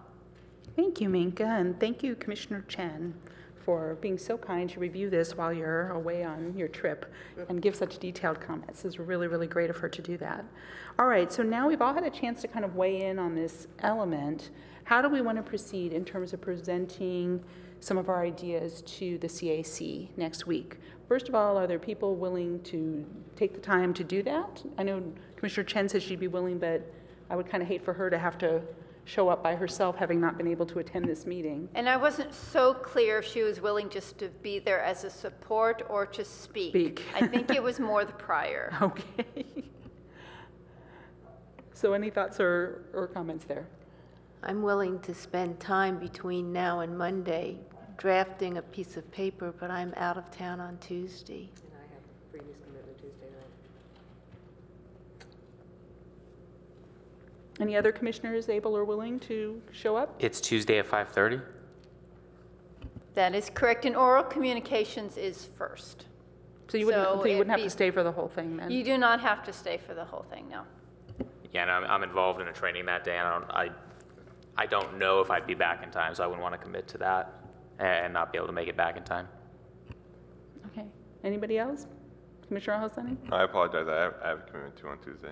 Okay, so it sounds like nobody's willing to do it. Is there something we can submit, either written or otherwise? Or another meeting where we could, You can skip that meeting altogether and just provide your comments for when it goes to council. You can provide an informational report that could go along with council. I'm not sure if Councilmember Berman wants to speak to that. That's something that Jeremy Dennis in the planning department had mentioned to the HRC as a possibility. Yeah, I mean, you can always do that. You can. I would imagine they have a distribution list for the CAC also, and if you get it out to them the day before, there's a better chance of them looking at it. You know, what I tell folks is when I get things like the afternoon of a city council meeting, I'm probably not going to look at it because that time is already booked and I'm not really reviewing all the incoming emails we're getting 2 hours before the meeting. But if for things that come in the day before the meeting, there's a better likelihood that I'll have a bandwidth to be able to actually review it before the meeting. And so, if you send it to Jeremy and ask him, to distribute it, email it around to the committee the day before, could be one way of accomplishing especially your goal. If it's concise. If it's something that is, less than a page and... Or a page. I mean, I think something coming from the HRC carries more weight, than not. And so, yeah, I think Mink is right to keep it to a page or less if you can, and kind of higher level because I think we put 25 people on that committee or something. I mean, their ability to get through everything in and an orderly just to be fashion honest, is what tough. they're doing at that meeting, they've had a subcommittee look at it, and they've actually used this really interesting language in that how they're going to do the meeting is they're going to have an introduction by staff, and then each of the members of the committee is going to have like 2 minutes to talk about areas of controversy that they want to, 2 minutes to share their thoughts, focusing exclusively on those areas of controversy that she believes were not addressed by the subcommittee. So, yes. So that's what's happening? That's what's happening. They're going to have roll call, oral communication, and then the subcommittee's report that looked at this and by the more cleaned up version, and then each member will have 2 minutes, so there's, like I said, 15 or 16 of them, so that's going to be probably about 45 minutes, and they've identified, at least for the subcommittee, some of their areas of controversy, so they're trying to gain some kind of closure at the end of the meeting of things that they feel like are issues that were still outstanding. So can I ask a question? Is there a disadvantage to not being there Tuesday versus getting you kind of a synopsis of what we're commenting on? So you're saying, essentially, are you better off going straight to council, skipping Tuesday and going straight to council? Since there's only one of us that can attend, I'm just wondering what's the disadvantage of not being, because it sounds like you're saying most of the meeting is going to be there commenting on controversial. Well, I mean, the only contribution the HRC was going to make anyway was add oral communications. That was the role of this commission there. They weren't going to be at the table, during any kind of back and forth. So it was just going to be stating your piece and then sitting down and listening to the discussion. So that was the role all along. Right, but what I'm saying is if we have this one-page document that we hand to City Council, maybe that's more productive. I don't know, versus. You can do both also. Because. But if we can't be, if all of us can't be there more than one, that's all. Yeah, definitely doesn't hurt to submit your thoughts to council also. Or either solely or also, when it comes to council, I think in January or something like that. Well, I'm getting a little bit confused because I thought that the options were, one, we could appear in person and deliver our input via oral communication, or Councilmember Berman, I understood that you were suggesting perhaps a one-page document that would go the day before, which would be Monday, yes, to the CAC. You could do that also. Okay, and then now you're saying a third option would be, in addition to a one-page memo to the CAC, we could send that same memo to council next year when it comes up. I would think so. And then a fourth option would be to skip the CAC and just go straight to council Correct. next year. Right. Okay. Yes. All right. The only addition, I think, is just handing a physical piece of paper to the CAC, trying to get that ahead of time. So that's the only addition tonight that's been mentioned that wasn't mentioned before. Okay. Well, then let me ask Commissioner Stinger. Oh, do you want to ask a question first?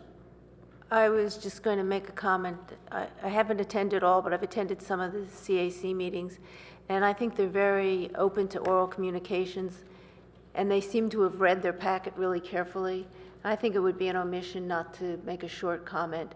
I was thinking more of a paragraph than a page, but I think we could sum it up into some critical likes, some critical things we'd like to emphasize, and take that opportunity to provide comment.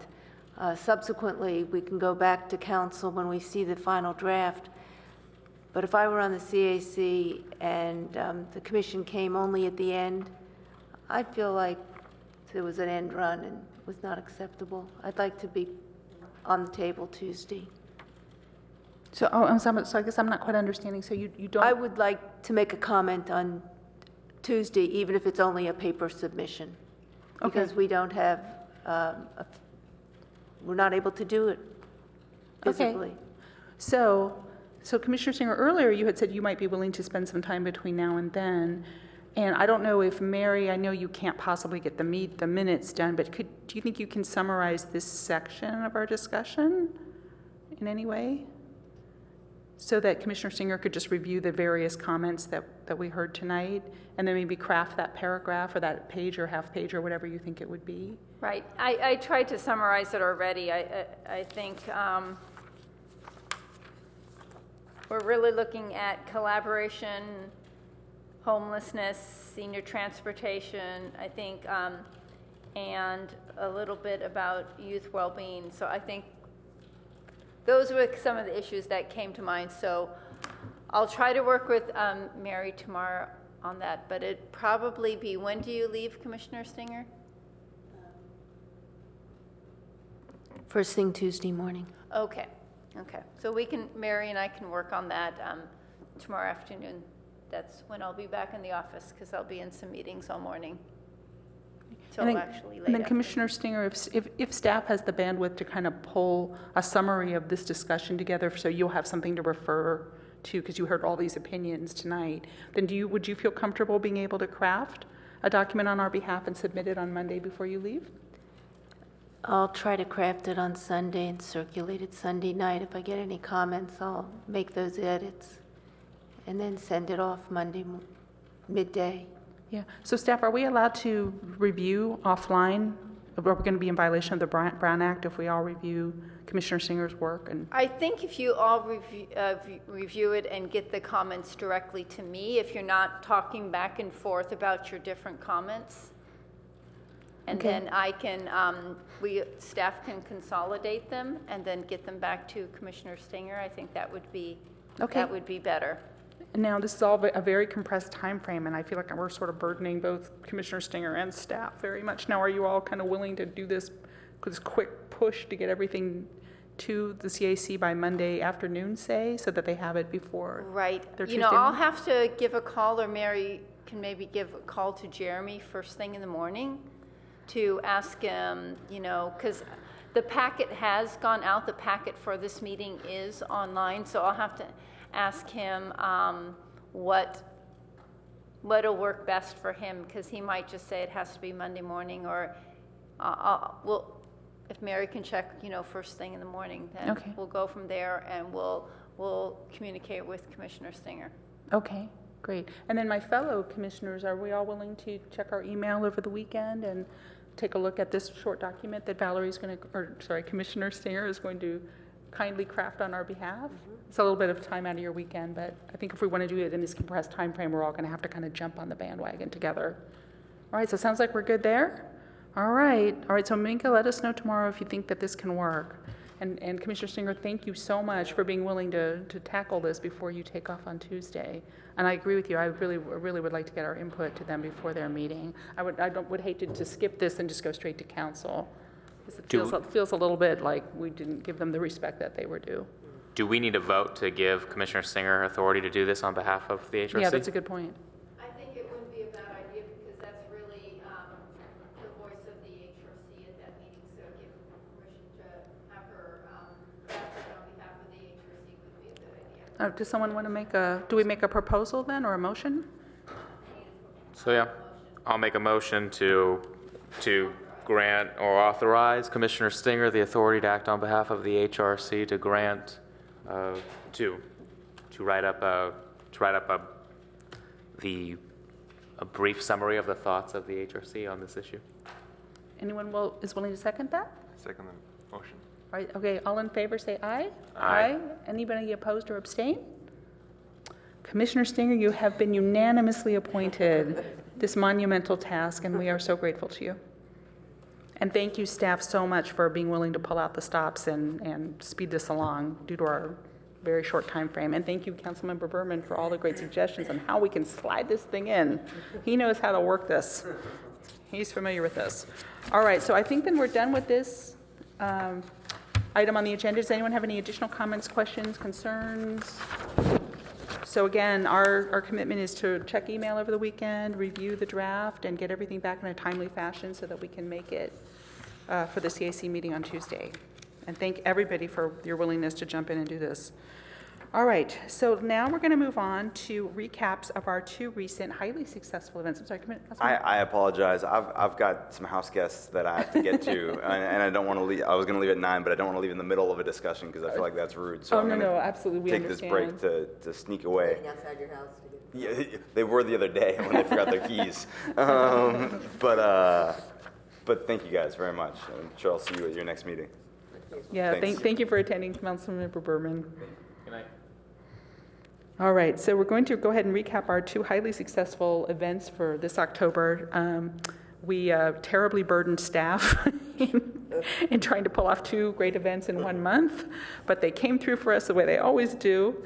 And I know I personally am very, very pleased, and I'm sure everyone on the commission is so pleased at the turnout we had and the response from the community, the press, the council, and so forth. So what I'd like to do now is turn it over to Commissioner Al-Hassani to kind of recap on the Homeless Veterans Summit and kind of where we are with next steps following that summit. Well, I guess I should start by also once again reiterating thank you to staff for all the help with putting the summit together.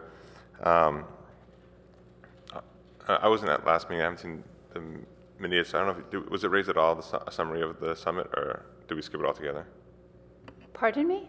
At the last HRC meeting, did we discuss some of Commissioner Stone gave a short synopsis, and so we did talk about it a little bit, yes. Okay, so I won't go over that part again, but it was very successful. I think, let me just say that I think the most powerful speakers were the veterans who we had attend the summit, and I think I learned the most by hearing their stories about how they overcame homelessness and drug and abuse issues. And I'll say I just think we had a lot of substantive speakers that spurred a lot of ideas of how we can move forward on the issue. In terms of looking forward to next steps, the few things we have going is, so yesterday on Veterans Day, the Santa Clara County, the City of San Jose, and the Housing Authority rolled out a plan called All the Way Home, and it's basically the county's plan to house all homeless veterans in Santa Clara County. So I think it makes sense for us to figure out what role the HRC can play within that plan. Obviously, the majority of resources are going to the City of San Jose where they're needed, but we know that Palo Alto has a portion of homeless veterans, and so we do have a role to play here. The All the Way Home program does a couple of things. I would say the most important thing it does is to commit money and leverages VASH vouchers to help people get permanent housing as soon as possible. And so the way we do that is by getting rental, education to landlords, getting access to rental units, leveraging faith-based initiatives and corporations. And so I think there are things there that we can do to help in Palo Alto. We have a call with the county and with Destination Home, who was one of the speakers at the summit, and they're one of the best organizations working on this issue, to basically talk about kind of action items and where the HRC can play a role. And the only final thing I'd say is the things we've also brainstormed is at the summit we discussed healthcare and housing, but the number one reason why veterans become homeless is because of unemployment issues.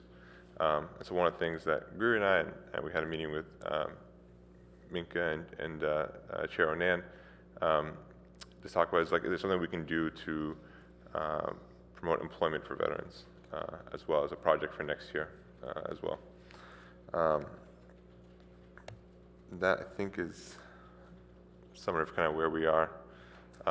So I think I'll have more specific action items to report after our call on the 23rd with the county and with Destination Home. I'm going to go from there. Any questions? Anyone have questions or comments for Mehdi? I'm sorry, Commissioner Al-Hassani. Commissioner Mehdi. I'll just make up names from now on. Yeah, thank you for that update. Yeah, I think we're being intrigued. There was just a lot of I personally heard a lot of great feedback on the summit for homeless veterans, but I think there is a lot of curiosity about what next steps will be. So I think it'll be interesting to see what we as the HRC can facilitate, because obviously we're gonna have to partner with people and agencies and our leaders because we as a commission can't do this all by ourselves. So this is kind of a new role for us, and I'm kind of excited to see what path we'll go down and what will come of it. But I think good things will come. All right, thank you. So now we'll move on to the next item on our agenda. We had our second great, very successful event this October, which was a domestic violence awareness event that Commissioner Gordon Gray was the lead on. And so I've asked that she go ahead and give us an update there. And again, I heard many, many, many wonderful positive comments on the event, including from our mayor, who was kind enough to serve as the moderator. So Commissioner Gordon Gray, why don't you update us? Yeah, we had, according to one of the commissioners who sat at the front by the door, we had at least 90 people. We had 8 agencies represented. And I would say, the main thing about the event was we raised awareness. I'm not sure exactly what the follow-up actions will be. I've been thinking about that. This is a one-time thing, and we raised awareness, and we, people got a sense of, oh, it could happen here too. It's not just a socioeconomic related situation. And I think the panel did a really good job of painting a picture of an abuser, which I didn't realize, but most people think, well, if they're under the influence of drugs or alcohol or there's mental illness, that could result in abuse. But this is a particular kind of profile where the person, it's all about utter control. And so I thought we had an expert witness on the panel, and I thought he did a really good job of explaining that. And then I also thought that the Deputy DA, Clarissa Hamilton, was very interesting to me because she really wanted to convey the work that the DA's office is doing, that they have family services. They're not just a criminal arm of law enforcement. They're not the ones that just say, this is going to go to trial, criminal trial. They actually are doing things to help people get help. So, to me, she was a real champion for the cause and also for helping people, not just pressing charges. Let's see, what else do I want to say? One of the big challenges, like everything else here, is shelters. And shelters for women who are trying to get out of abusive relationships and in some cases having to escape don't have a place to go. And it's often worse for them than it is for homeless people. Like in the homeless community, there is government aid. There's probably not enough of it. I mean, there's all the issues with it, but there's far less for women who need shelters. And so I don't know if that's something that the commission would look into. There's nothing in the comprehensive plan about this part of the population that it seems like we would represent or be advocates for, given that we put on this conference. So those are some of my thoughts. I wanted to say one thing that I thought could be improved, because in this particular event, we were positioning this as a place where the community can come and discuss an issue. A forum as opposed to a summit it's semantics, I realize, but we did talk about it that way. And I felt that it would have been more powerful if people were able to come up to a mic and share, their thoughts or ask their questions versus collecting cards. It just felt really impersonal. I realize it's probably a logistics thing and timing, but that would be one of my thoughts for the future. It would be nice for people to have a chance to make themselves known and their concerns. Right. I was surprised it actually didn't happen because we did do both for the vet summit. So it kind of morphed into that. I go, really? Oh, I guess we're not taking him at the microphone, and I just went with the flow. Oh. Yeah. I went with you. So let me just see if there's anything else. So, people, I guess the big takeaway was, wow, this is something I didn't think much about or pay much attention to, or that I could actually do something about. So I think those, are important takeaways. And I know people, and I actually sent out the video to a bunch of people who couldn't come, and so people, watched it and said it was really powerful. I just thought the panel did a great job, and so did the mayor. I thought she really, was very powerful with the statistics, which we provided, but just the way she inserted them before her questions, and so I was really impressed with her. That's basically it, if anyone has any questions. Thank you, Commissioner Gray. Thank you, all of you, by the way. Minka and I know. your shrine is in by my desk. I know Minka and Mary are our event planning goddesses now. I did want to share that there's been a good follow-on to the domestic violence awareness event, which is that County Supervisor Cindy Chavez was there, and she and our Mayor Holman talked about the service gap that exists in Santa Clara County, where in San Mateo County there is a rule basically that no child goes unsheltered. And so families that are in emergency situations have access to a hotel voucher program. Here in Palo Alto and everywhere else in Santa Clara County, that program does not exist, and there are children, even in Palo Alto, who have spent the night on the streets or sleeping in their cars with their parents. So this issue got some attention. We've brought it up before, but we hadn't been able to sustain any momentum around bringing parity between our county and San Mateo County. So now, thanks to Supervisor Chavez, Mayor Holman, and some other leaders, they are now really looking into whether or not we can institute the same kind of hotel voucher program for these types of emergency situations, because many of these children are fleeing with their mothers from abusive situations. So there's a real tie-in to domestic violence, which is why people are suddenly homeless, if you will.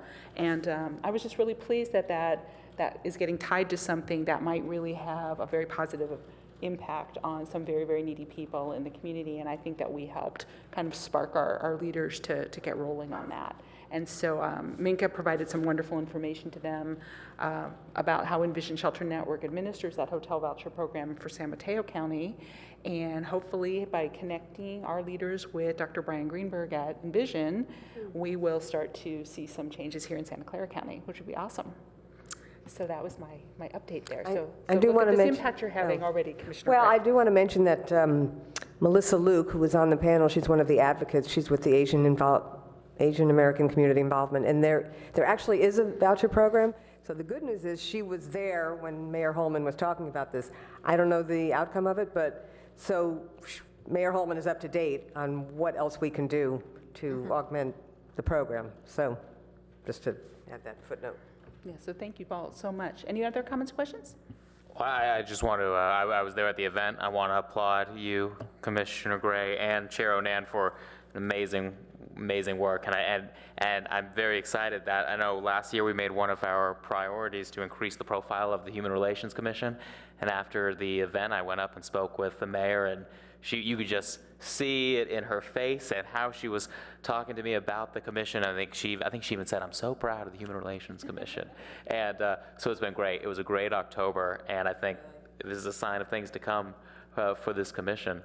We're going to do great things in 2016, but great job on the summit. I think it got this issue that truly was in the shadows out there. The newspaper covered it.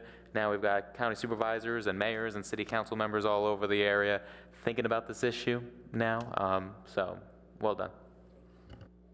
Thank you for that great feedback, Vice Chair. I should actually be calling him Vice Chair Greer or Vice Chair Stone instead of Commissioner. Any other comments or questions on the events we had in October? Well, again, a huge thank you and shout out to city staff, and we swear we will not make you do any more of this work for the rest of the year, because we know it's been a lot of effort on your part. But we do need to move into thinking about the future. So I'd like to move on to item 5, which are discussion of topics for future events. As I mentioned, and as we discussed at our retreat, we didn't want to just do the occasional event kind of randomly here and there. We'd like to roll out a whole series that we would do maybe at fairly regular intervals. Now, we don't have to be quite as ambitious as our colleagues in Mountain View. I think they do one every quarter, which they call a civility roundtable. And we may want to do 2 or 3 a year. And again, I'm thinking about our poor staff and all the work that involves.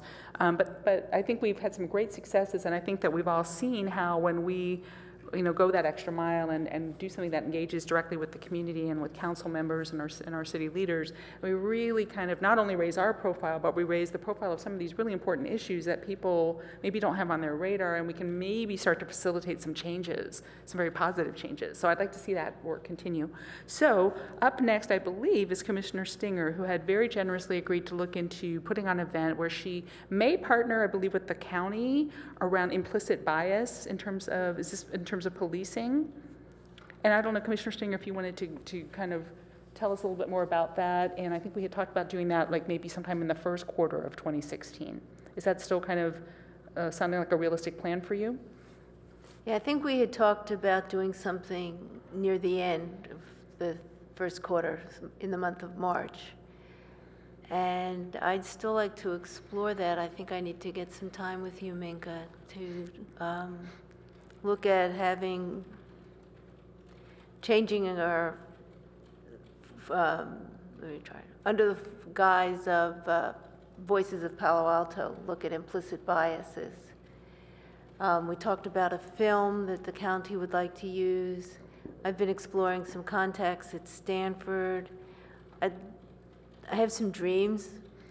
Maybe I need to work on them more in the month of December and come back in January. I wouldn't mind a co-partner to make it happen. Well, I did want to mention that I'm going to, and I think that Vice Chair Stone too, will be working with city staff this year, November and December, to try to put what we're calling a toolkit together. We'll take the learnings and steps and tasks and activities that we learned from these events and try to summarize everything, possibly in spreadsheet form. So these first pioneers who did these first prototype events really had to invent the wheel and do things from scratch. But we're hoping that we'll sort of be able to give a template to people who go forward with being the lead on events. It will be a little bit easier because there'll be a timeline, you'll understand who's supposed to do what and how much lead time you're going to need, and I think that'll answer some questions and help make things a little clearer. But every event should have at least 2 commissioners working on it. So Commissioner Stinger, for right now, you've signed up to be the lead, which is awesome, and so someone else will second chair you, and we'll have to figure out who that'll be, but somebody will do it. And we'll work with you on that. And staff has been very supportive, although they do need a rest just at the moment. But they'll be fresh next year, I'm sure, after the holidays. So that will be great. I know that Commissioner, I'm sorry, yes, go right ahead. Yeah, I was going to say that I think it would be productive to have kind of a structure, not just execution, but how do we as a commission kind of support each other? I mean, there's certainly a lot of support for both events, but but it's not like a structured thing. So I don't, I'm just thinking it would be nice to have, maybe policy is too strong a word, but how do we launch an event as a commission? So it's not, individuals doing it, but we are, like, partnership is key, but even at the whole commission. I don't know. I don't have the answer, but I just think it's something worth exploring versus here's how you do it, and then you do it. Like, how do we all do it?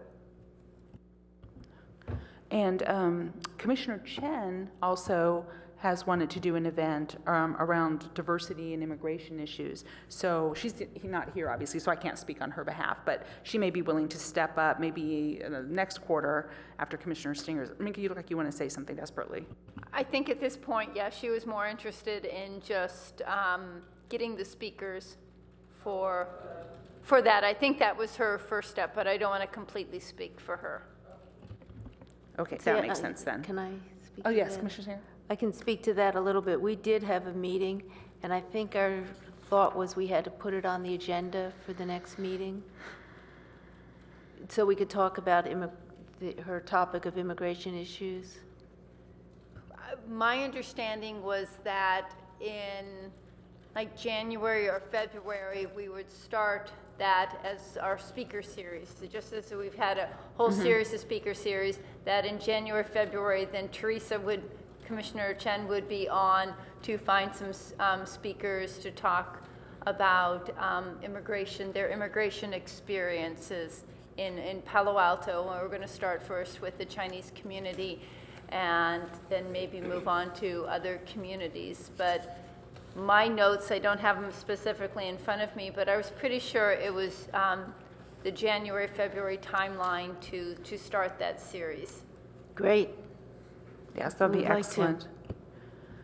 So we may be looking at an event in the summer and then one in the fall. And we've had a list of topics, and I think we reviewed this not too long ago at a meeting, maybe a couple of months back. So there's interest in a range of topics, and I'd like for each commissioner to have a chance to step up and be the lead on an event or co-chair an event. And I think up to 3 people could be working on an event together pretty seamlessly. So I think Commissioner Savage, again, she's not here, so I don't want to speak too much on her behalf, but she was possibly interested in doing an event that would involve the PAPD and the community's relationship with the PAPD. So I don't know if that's something she still wants to tackle and when she might have time to do that. So, we can talk to her at the next meeting, or leadership can reach out to her and see if she's still interested in doing that. But by the end of the year, I think we kind of want to plot out, at least rough or general terms, kind of how many events we want to do, what the topic will be, and what the rough timeline will be, so that we can start to kind of seed those events and get some momentum going around that and make sure everybody has the planning and the support that they need to execute well, because we've learned a lot from these first events and how much work they were. But I think it'll get easier and it'll get better, and will get better as we learn to do them. So that's kind of the plan there. So anybody have any thoughts on rolling out this series next year? If you have ideas, want to be the lead, or jump right in there. One thought I was thinking about, I remember at our retreat, I don't know what the name of the woman who spoke to us, but she was from Evia. I don't know, the daughter of the owner. Mary J. Marcus? Does that sound right? Mary J. Marcus? Okay, she spoke, yeah, nice memory. She spoke to us, and I thought that was, I thought she made a great point discussing that the service workers in the various restaurants or service industries in Palo Alto are, most of them are not residents of the city. Most of them are unrepresented and may feel uncomfortable when they come into Palo Alto, as well as other visitors from around the area. And so I was thinking maybe some type of forum that could bring to the table like the restaurants or these service providers in some way, to be able to have a forum where they're all together to talk about these issues, maybe to educate them on services that the city has or things that the city's trying to do to make sure that their workers feel more inclusive and safe.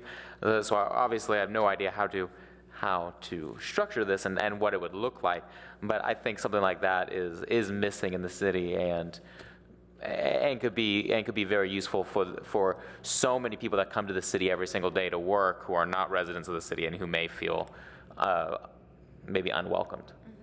Even if that's not the case, that's how they feel, or harassed.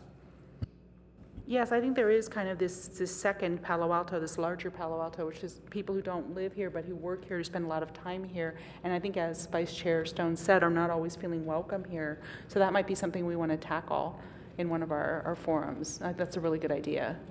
All right, so that sounds like someone has signed up to possibly be the lead on an event next year. Mm-hmm. Can we get that in the minutes, Mary? Let's make sure we got that. I'd lead it if we do it. All right.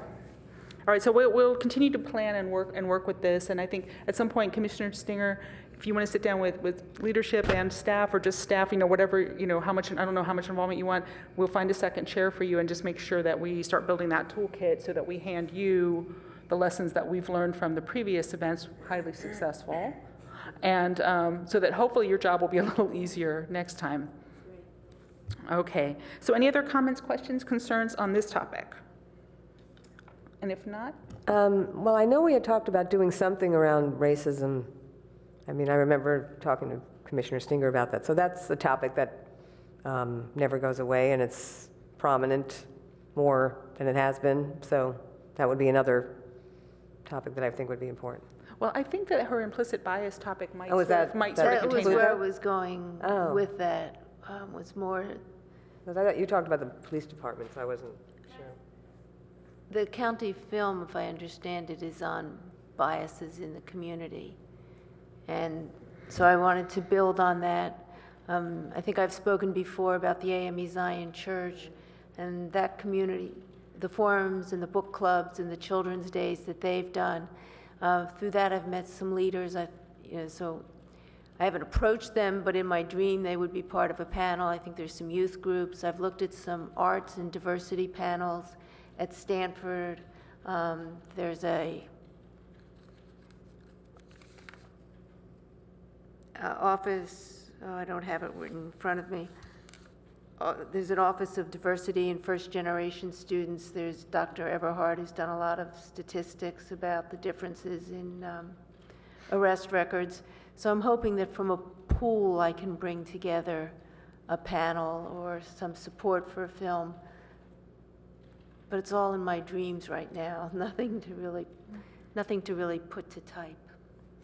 Well, and I think, well, I think too, there was a retired Palo Alto police officer, Sandra Brown, who was doing something on this topic as well. But that's something completely separate. Okay. That's a training I believe she's providing for,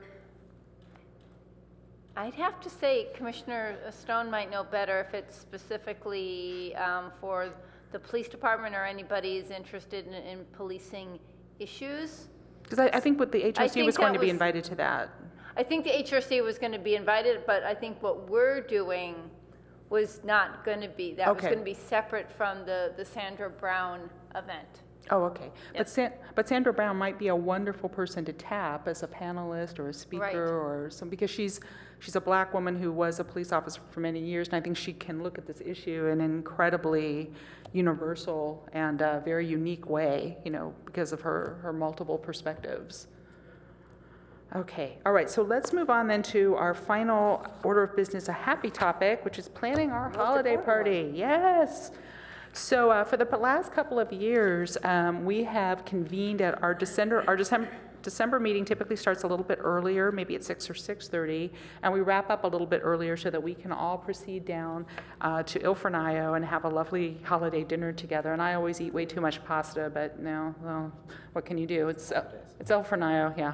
And so I don't know if we want to continue that tradition, if people have other ideas. Prior to that, we sometimes would meet at a commissioner's home, but as Claude Ezrin rolled off the commission, now we no longer have access to his beautiful granite countertops and his beautiful house that's right nearby. So what are people thinking? Does that sound good? Do we like that idea of continuing our Christmas tradition? Do we want to do something different this year?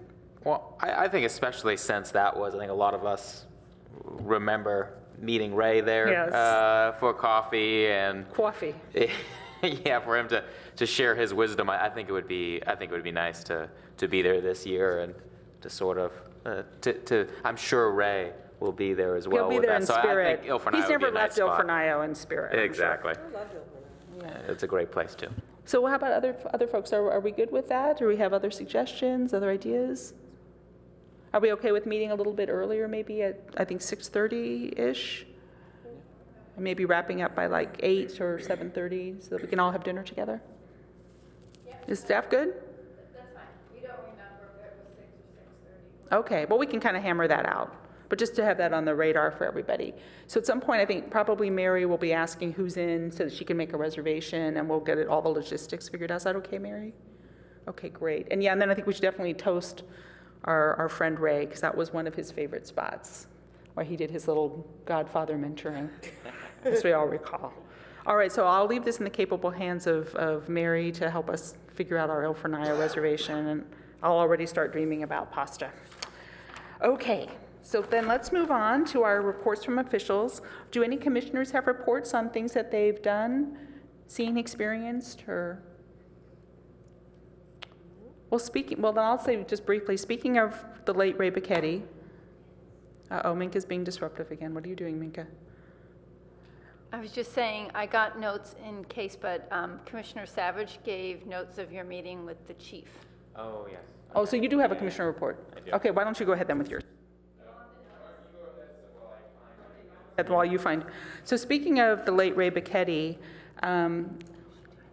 as many of you may recall, he was a big theater buff, and he actually sat on the board of the Oregon Shakespeare Festival up in Ashland for many years, and he was a big supporter of local theater, one of which is the Pear Theater in Mountain View. So the Pear Theater has been received the patronage of Google. Their building is owned by Google, and Google built them a brand new theater, which just opened. If you're a theater buff, you should definitely go see it. And I had a chance to go, and as I was touring their new facility, guess what they have? They have a studio called the Ray Bacchetti Studio, which was so awesome to see Ray's name on the door, and I have to admit, I got a little tearful. But yeah, so Ray is living on in so many ways in our community, and that was just lovely to see. And I'll also just put a plug in that the Pear Theater, the new Pear Theater, which is over near the, across from the movie theaters off of Shoreline, around the corner from where Microsoft is just a great community resource for anyone who is a theater lover. So, and if you go, you'll be able to see the Ray Bacchetti Studio room. All right, so Vice Chair Stone, did you find your notes? Yes. Okay, so yeah, Daryl Savage and I met with Dennis Burns, the Chief of Police, on sometime a couple weeks ago. I had a great long conversation with him for about an hour, and he just kind of updated us on staffing reports and various new policies and technology that the police department's going to be implementing in the coming year, and a couple of things that the Human Relations Commission he's going to want our advice on. So I'll start with the staffing. So I know last year we were doing pretty well on staffing. This year, not so much. He's projecting that as of January, there's going to be 14 vacancies in the police department, and also 25% down on the amount of dispatchers that we have. So he's concerned about that. A big issue that seems to be is that our police officers haven't received a raise in, I think, about 63 months. And we are now really at the middle of the pack around the Bay Area of police departments and how well our police officers are paid. And he just made a great point, showing us that a lot of our police officers are having to commute from Pleasanton across the Bay to get here. And any of those cities that are, and you just use Pleasanton as one example, but just any of those cities that are paying more than us on the way, what's stopping those police officers from employing there? So we really have a shortage of police officers and the great candidates that we used to have applying to the department because a lot of the cuts in salary and benefits. So that is a continuing concern. And also I guess the current contract has been caught up with issues with the city, and so that's worrying many police officers or potential applicants.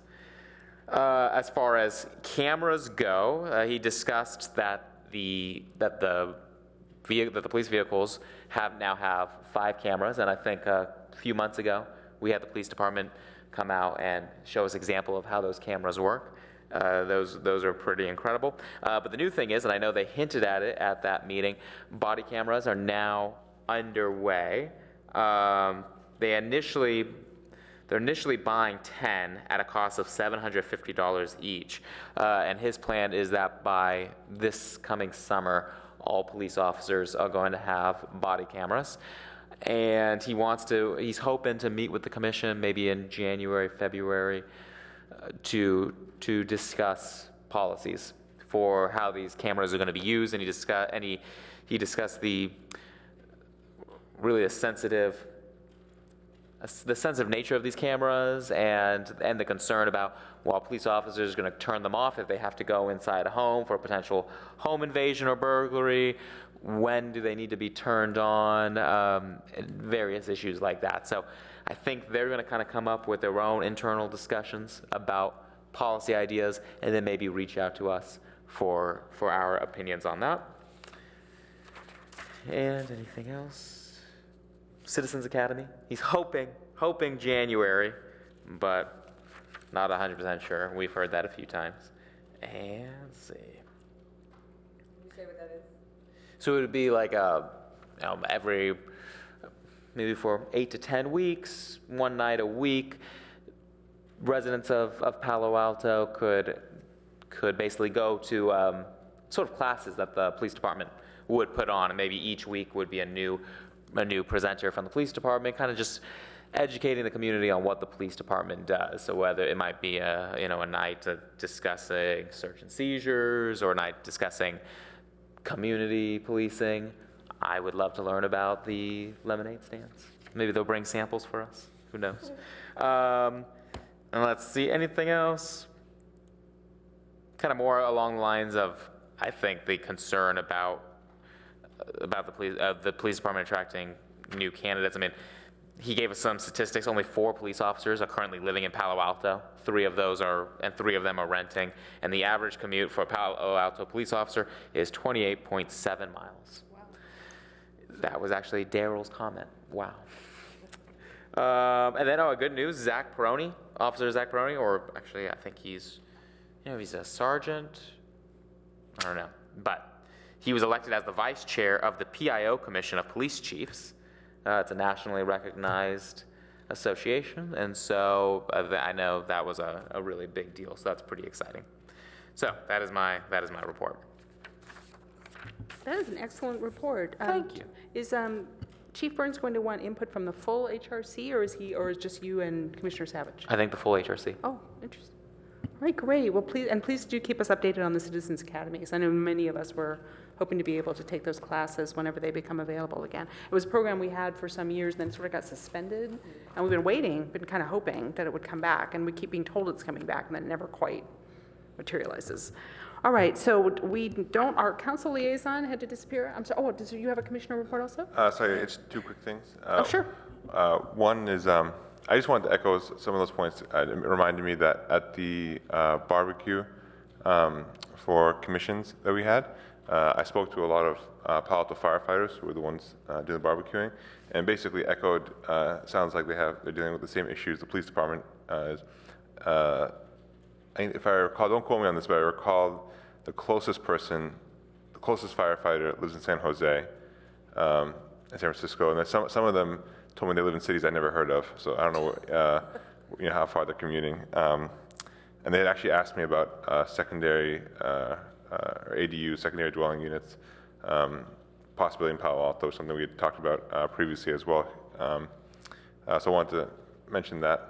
I think this is a place hopefully we make some traction on. And the other thing is both Vice Chair Stone and I attended the Veterans Day event that Mayor Holman hosted here this past Monday. And I just want to mention, I thought it was, I had to leave early, but I thought it was an amazing event. The mayor and city manager, Jim Keene, both spoke really well. The room was mostly filled with veterans, I think it's fair to say. And Pastor Baines, who I think the commission knows as well, had to sub in last minute and sing the Star Spangled Banner. He did a great job. And it was the first time, to the city's knowledge, they had done a Veterans Day event as well. And you can see the pictures. I don't know if you ever probably saw them when you walk in. I thought it was super cool as well. And the Human Relations Commission got several shout-outs by the mayor during that. So Yeah. That is wonderful. Thank you both for that update. You got a lot of traction from your Homeless Vet Summit. All right. Well, it looks like we lost our council liaison because he needed to go home to his house guest. Do we have a staff liaison report? No staff liaison report. All right. Do we have a tentative agenda for the next regular meeting? So our next meeting will be December 10th, and we also, remember, our sort of Christmas party. It might be a little bit of a briefer meeting. I'm thinking that we might want to follow up with Commissioner Stinger about her upcoming event the following year and see kind of what she's thinking, what she needs, and where she is with that. Does that sound like something we should agendize? That's great. Okay. And also the welcoming immigrants or the immigrant community. Yeah, we should probably talk about our speaker series and see kind of where Commissioner Chen is and if she needs some help with that, getting that planned. What other things are going on? Will we need an update from Commissioners Stone and Al-Hassani on where they're going with the homeless veterans? Next steps? Okay. I have a vague question. No, we only allow really clear questions. No. That's not in my skill set. Let me Okay. try. Then we'll have to allow a vague one. It was triggered by what you just said, Vice Chair Stone. She got it right. There were no other combinations left. when I was reading the segments of the plan that you had sent to Sminka, there was a comment about having programs for city employees to give customer service, and it struck me that we should have maybe the other way around. What kinds of programs do our city employees need? It's such an expensive city to live in. And then when you just talked about the disparity in the salaries that policemen get and the cost of living here, yeah, and I don't know how I framed the question, but it just seems like there's a need in this community to address housing for city employees or compensation factors. And I don't know if that's an agenda item or that goes to the retreat next year as just an issue to consider, but it's something that really concerns me, that all of our staff live so far away. No, it definitely is a cause for concern. Yeah, I don't know if it's something we can agendize for this next meeting. I don't know, what do you think, I Minka? would think we would need to do some more background thinking and framing and seeing if it's really, within the realm of this commission or so. I think maybe I'd the like to- place it belongs, excuse me, I think maybe the place it belongs is if the housing element goes to council. Right. Then I'd like to revisit and see if we can have a position. Okay.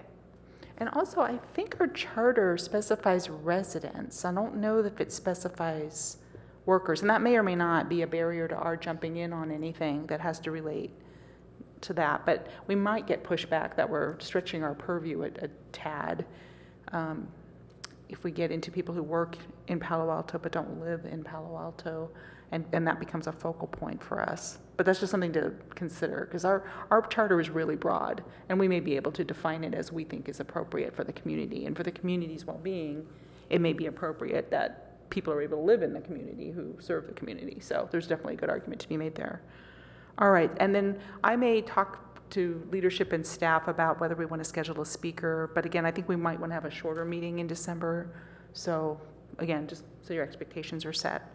All right, so is there anything else that anyone wants to bring up?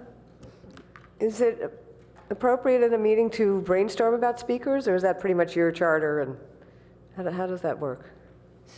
Speakers just in general, I mean, we have talked about. At our meetings, like what we didn't. Yeah, usually I think are you thinking about speakers in the speaker series or just someone in general, a topic that you'd like to know more about? I wasn't being specific. I was just saying for an agenda item for next month. Is that something that the commission discusses in a meeting? That's what this time is for. You can discuss it, and then those are given as suggestions, and then the chair, the vice chair, and staff meets to discuss it. Usually for something to be agendized, it has to be something that has multiple commissioners who are interested in hearing about a certain topic. Okay, so you're saying that this portion of the meeting, this is when this would come up? Like if I say I have a speaker I think would be good to hear from, I would bring it up at this point, this section 6. Right, and then, like I said, when we do agenda planning, that will go into consideration. Well, I think actually historically we've also had people email in between meetings and say, I think so-and-so might be a good speaker, or I talked to so-and-so and they're interested in speaking to us. And then leadership can kind of take it from there. Okay. So you can do that, or here at this meeting where we have a call for agenda items for next time, if you say, I think so-and-so would make a great speaker, and throw out that suggestion, that's also perfectly fine to do. We're always looking for input, and we definitely want all our speakers to be interesting and relevant to the commission as a whole. If we don't get ideas from our colleagues, then leadership and staff have to sort of brainstorm among ourselves, and we love fresh ideas. So, yeah, definitely if there are people you want to hear from, let us know. There was somebody that I told to call you, I don't know if she did, that was at the domestic violence conference, and she wanted to give a presentation, but she didn't call you? Okay. Okay. All right, and so if there's nothing else, we are adjourned, and thank you all so much. Thank you.